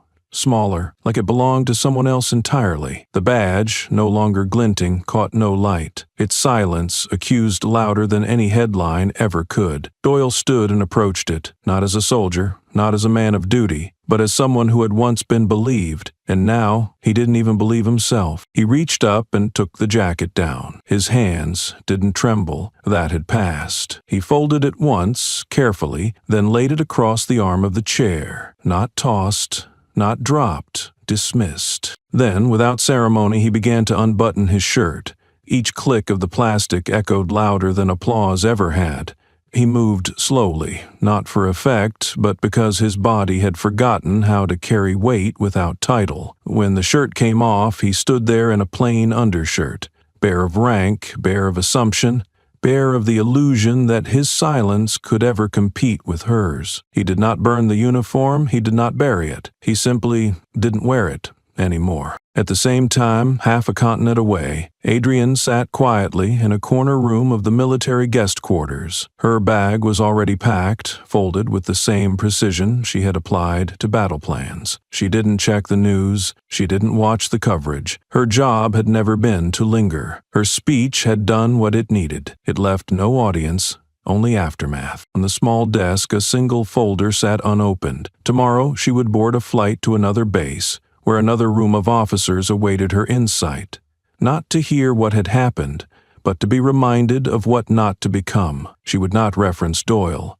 She would not say his name. That part of the story had closed, not with a bang, but with a buttoned shirt left on a plastic chair. She reached into her coat pocket and pulled out the student's letter one more time, not to reread it, but to feel its presence. She ran her fingers across the creases, soft now from being opened too often. Then she placed it back into the drawer, stood, and turned off the light. Back in the city, someone else, an officer who had been watching, stood in his living room, holding his young daughter. He did not explain what Adrian had said. He only whispered, "She was right," into her hair. Across the base, a group of cadets sat in the common room, replaying the speech, not to memorize it, but to understand how stillness could sound like command.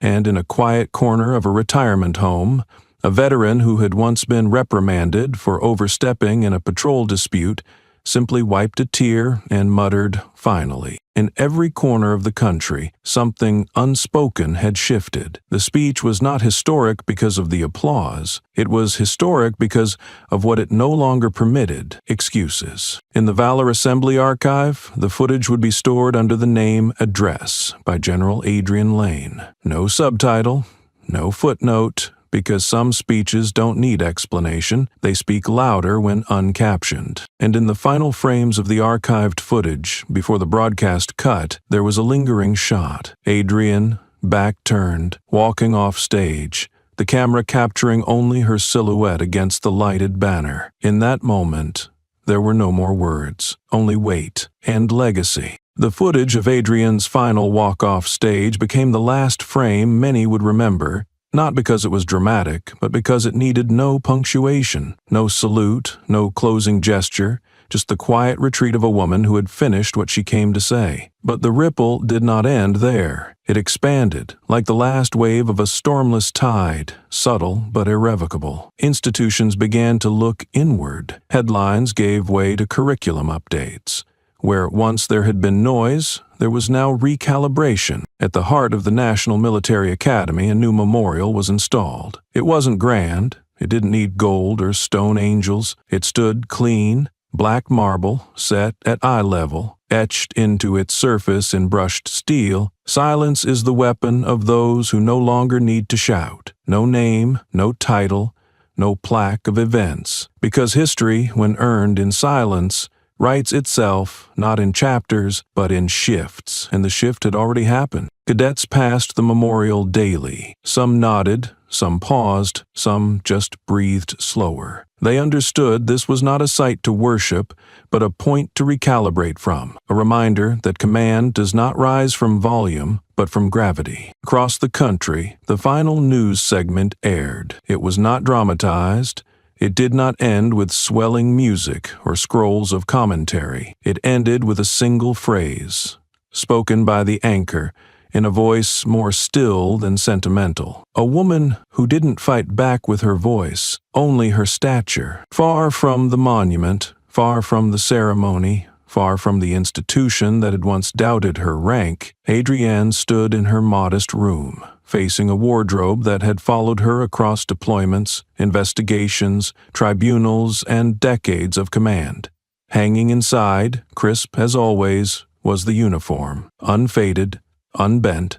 The medals still gleamed, but they no longer felt necessary. She reached in and took it down. Her fingers moved with neither hesitation nor nostalgia. This was not a ritual of goodbye. It was clarity. She laid the uniform across the bed, smooth, flat, aligned, then stepped back and looked at it not as an artifact, but as an old language she had finally translated. Without a word, she lifted it once more, hung it back on the rack, and closed the door. That gesture, quiet, final, was not broadcast. No journalist recorded it. No caption followed. But somehow the silence it created was louder than anything she had ever said. It didn't signal surrender. It signaled completion. Meanwhile, in another part of the country, in a town neither proud nor hostile, Doyle left. No departure form, no escort, no press. Just a man with a bag, a fading ID, and a story no one asked for. He passed through the station gates unnoticed. The guards didn't speak. The clerk didn't lift her eyes. In the streets, no one turned their head. There was no destination, only distance. From the place where he had once shouted, from the badge he had once believed made him untouchable, from the silence that had swallowed him whole and left him standing, echoless. He walked into that distance not as a fugitive, not as a repentant man, but as someone the world had finally outgrown. He didn't carry shame. He carried irrelevance. And that, in the end, was more exiling than any verdict. No one cared to exile him. He simply faded. No articles would mention where Doyle went. No final interview would be requested. And no chair would be left empty in his honor, because he hadn't just fallen. He had unanchored himself from every system that once pretended he mattered. One symbol buried with full honor, silence, and a closed door. One symbol disappeared, not with scandal, but with omission. The news cycle wound down. Nothing new emerged because there was nothing left to say. For once, the silence wasn't absence, it was aftermath. In press rooms, reporters closed tabs they no longer needed to refresh. In conference halls, officials adjusted language and their policies, not to appease outrage, but because the silence had made old rhetoric sound juvenile. The story hadn't ended with flames or trials. It had ended because Adrienne Lane had walked off stage, and no one had dared step where she had stood. Within the academy, a whiteboard once used to list training rotations now bore a single handwritten message. You don't need to yell to make others listen. No one erased it, no one signed it, but instructors began referencing it. In debriefs, it became a question. Did your decision require shouting, or did it deserve attention? A shift, subtle yet seismic, began rewriting the culture, not in command manuals but in conversation tone. At night, in barracks and dorms, young cadets spoke of her like folklore, but not myth. She was real, that was the point. Real, composed, and untouchable, not because she sought power, but because she understood exactly when not to wield it. She had dismantled arrogance with presence, not performance, and her greatest weapon had never been her rank, it was her restraint. Elsewhere, someone tried to revive Doyle's name for a segment. An op-ed draft circulated, pitching a look back at the man at the center of it all. The editor returned it with a note, "He's not the center. Not anymore. He's a footnote that never mattered." The story of Doyle had shrunk from controversy to a cautionary tale, from antagonist to absence. He was not discussed in terms of misconduct or redemption. He was referenced as erosion, what happens when someone confuses voice with value and loses both. The apartment Doyle stayed in grew smaller, not in size, but in presence. He left no trace in the building. No neighbors remembered his name. No landlord recalled his application. It was as if he had dissolved quietly into a system that had stopped needing him. He had once roared through his job like a man too loud to ignore. Now he couldn't get the mail without feeling watched. Not from accusation, but from indifference. He turned on the television once. A rerun of Adrian's speech flickered for a moment. He turned it off mid-sentence, not out of bitterness, out of inability. The sound of that voice, steady and unimpressed, had become too much for a man who had once demanded applause for arresting silence. Now he lived inside its consequence. Meanwhile, Adrienne didn't speak of Doyle again. When asked by cadets what leadership meant, she simply said, "It's knowing when silence becomes the last word." She did not name him. She did not dissect his failures, because to do so would be to reignite a flame that she had already let extinguish on its own. Her power was never to defeat him, it was to make the world stop pretending he was worth fearing. As the Academy's new semester began, the whiteboard remained, still legible, still untouched, and in the subtle glances between instructors and students, a new kind of respect emerged, not the kind earned through hierarchy, but through example. Adrienne had become the metric, the mirror, not for what to be, but for what not to betray. The monument remained unchanged. Visitors stood in front of it in silence. No tours narrated their meaning, no plaque explained its context, because the context was lived in the room. In every quiet decision not to escalate, in every correction delivered without noise, in every room where Doyle's ghost used to echo, now there was just quiet. And still, no one spoke her name aloud at the monument, because names fade, but impressions, when carved into the behavior of a generation, outlast their syllables. No national holiday was declared, no medals reissued, no grand ceremony ensued, but what had happened within systems, inside syllabi, behind closed training doors, was more permanent than any brass-plated moment. It wasn't that Adrienne had spoken louder than those before her, it was that she'd stood, unshaken, where everyone else would have demanded to shout. And systems remembered that, not because it was dramatic, but because it was irrefutable. Doyle, meanwhile, began to disappear from the few places he once lingered. The blurry footage of his old broadcasts got removed from training reels. Public records flagged his name not as criminal, but as cautionary. He wasn't erased, that would have given him infamy. He was absorbed into the category of what we've moved past. Students no longer asked, what happened to him?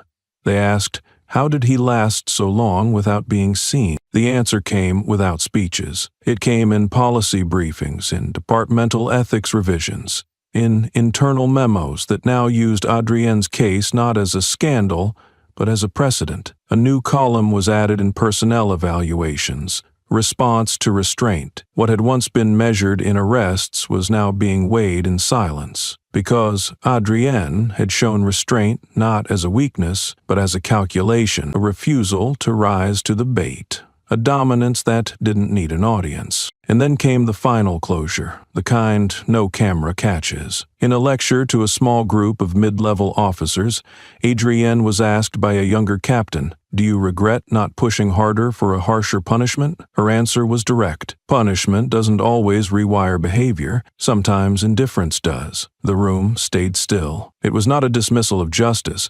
It was an elevation of consequence. She hadn't destroyed Doyle.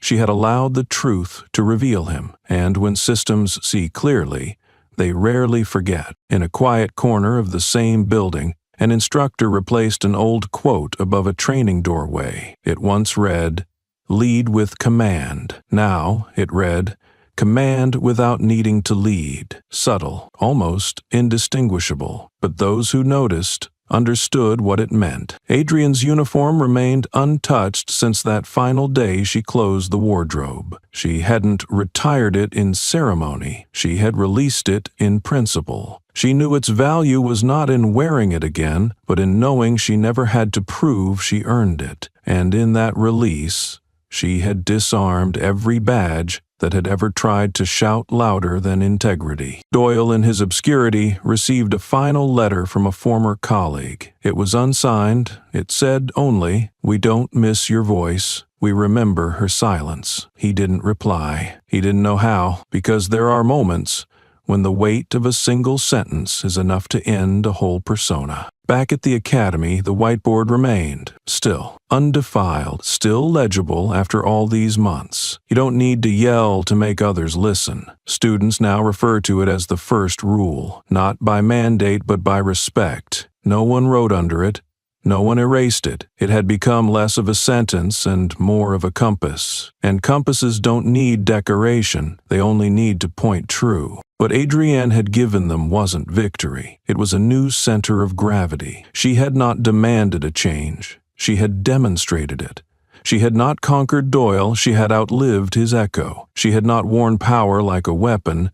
She had worn it like silence wears a room. Unchallenged, undoubted, unmistakable. The seasons turned, news cycles moved on, politics shifted, wars were waged, and elections contested. But one thing stayed, a monument, subtle in design, but seismic in its presence. It stood at the edge of the academy grounds, not fenced, not guarded, simply there. A brushed steel plaque mounted to stone, no name etched on it, just one line: "Silence is the weapon of those who never needed to scream." No ceremony was held for its unveiling.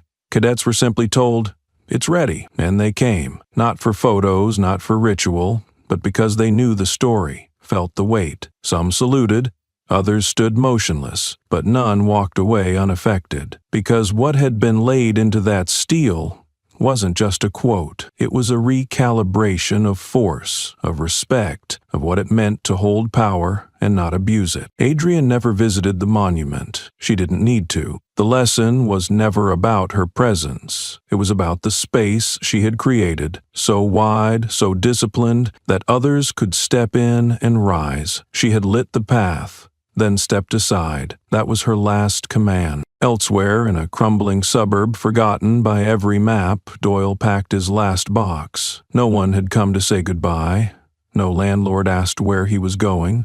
The cab driver didn't offer to help with his luggage. It was the kind of exit reserved for those who'd overstayed in every sense. Not dramatic, not tragic, just unnoticed. He left no forwarding address because no one would write. He deleted his last social account, not because of trolls or threats, but because silence had become unbearable. It no longer felt like solitude. It felt like a sentence. In the academy's main lecture hall, a new generation of officers graduated. The final slide in the orientation deck had no bullet points, just a single line, handwritten in black ink. "You don't need to yell to make others silent." The instructor let it sit there, projected against the wall, unsaid. Then the lights came back on. Somewhere in her home, Adrienne placed her hand on the uniform one last time. It hung clean, pressed, and undisturbed. She didn't wear it. She didn't fold it away. She simply touched it, then shut the wardrobe door. Not a ritual, not nostalgia, just finality. In the newsroom, one last article was cued. The headline read, "She never raised her voice. She changed the system anyway." It wasn't flashy, it didn't go viral, but it was clipped and posted on more department walls than any editorial that year. And in one classroom, during one quiet lesson, a young instructor paused mid-sentence and pointed to the whiteboard. "That line," he said, "that's the legacy." The cadets nodded. No applause, no questions, just understand. In the silence that followed, something settled, not just in that room, in the country, in a culture that had for too long equated volume with truth, uniformity with virtue, and noise with authority. Adrienne Lane had dismantled all that with one act. She had not fought back. She had stood still, and the world had moved around her. There was no grave for her legacy. It didn't need one. It was alive, stitched into ethos, etched into quiet rules, carried in the posture of cadets who now stood straighter, not out of fear, but out of pride. As for Doyle, his name became a whisper that never caught wind. He wasn't erased. He was simply unneeded. And in the end, that was worse than punishment. It was oblivion.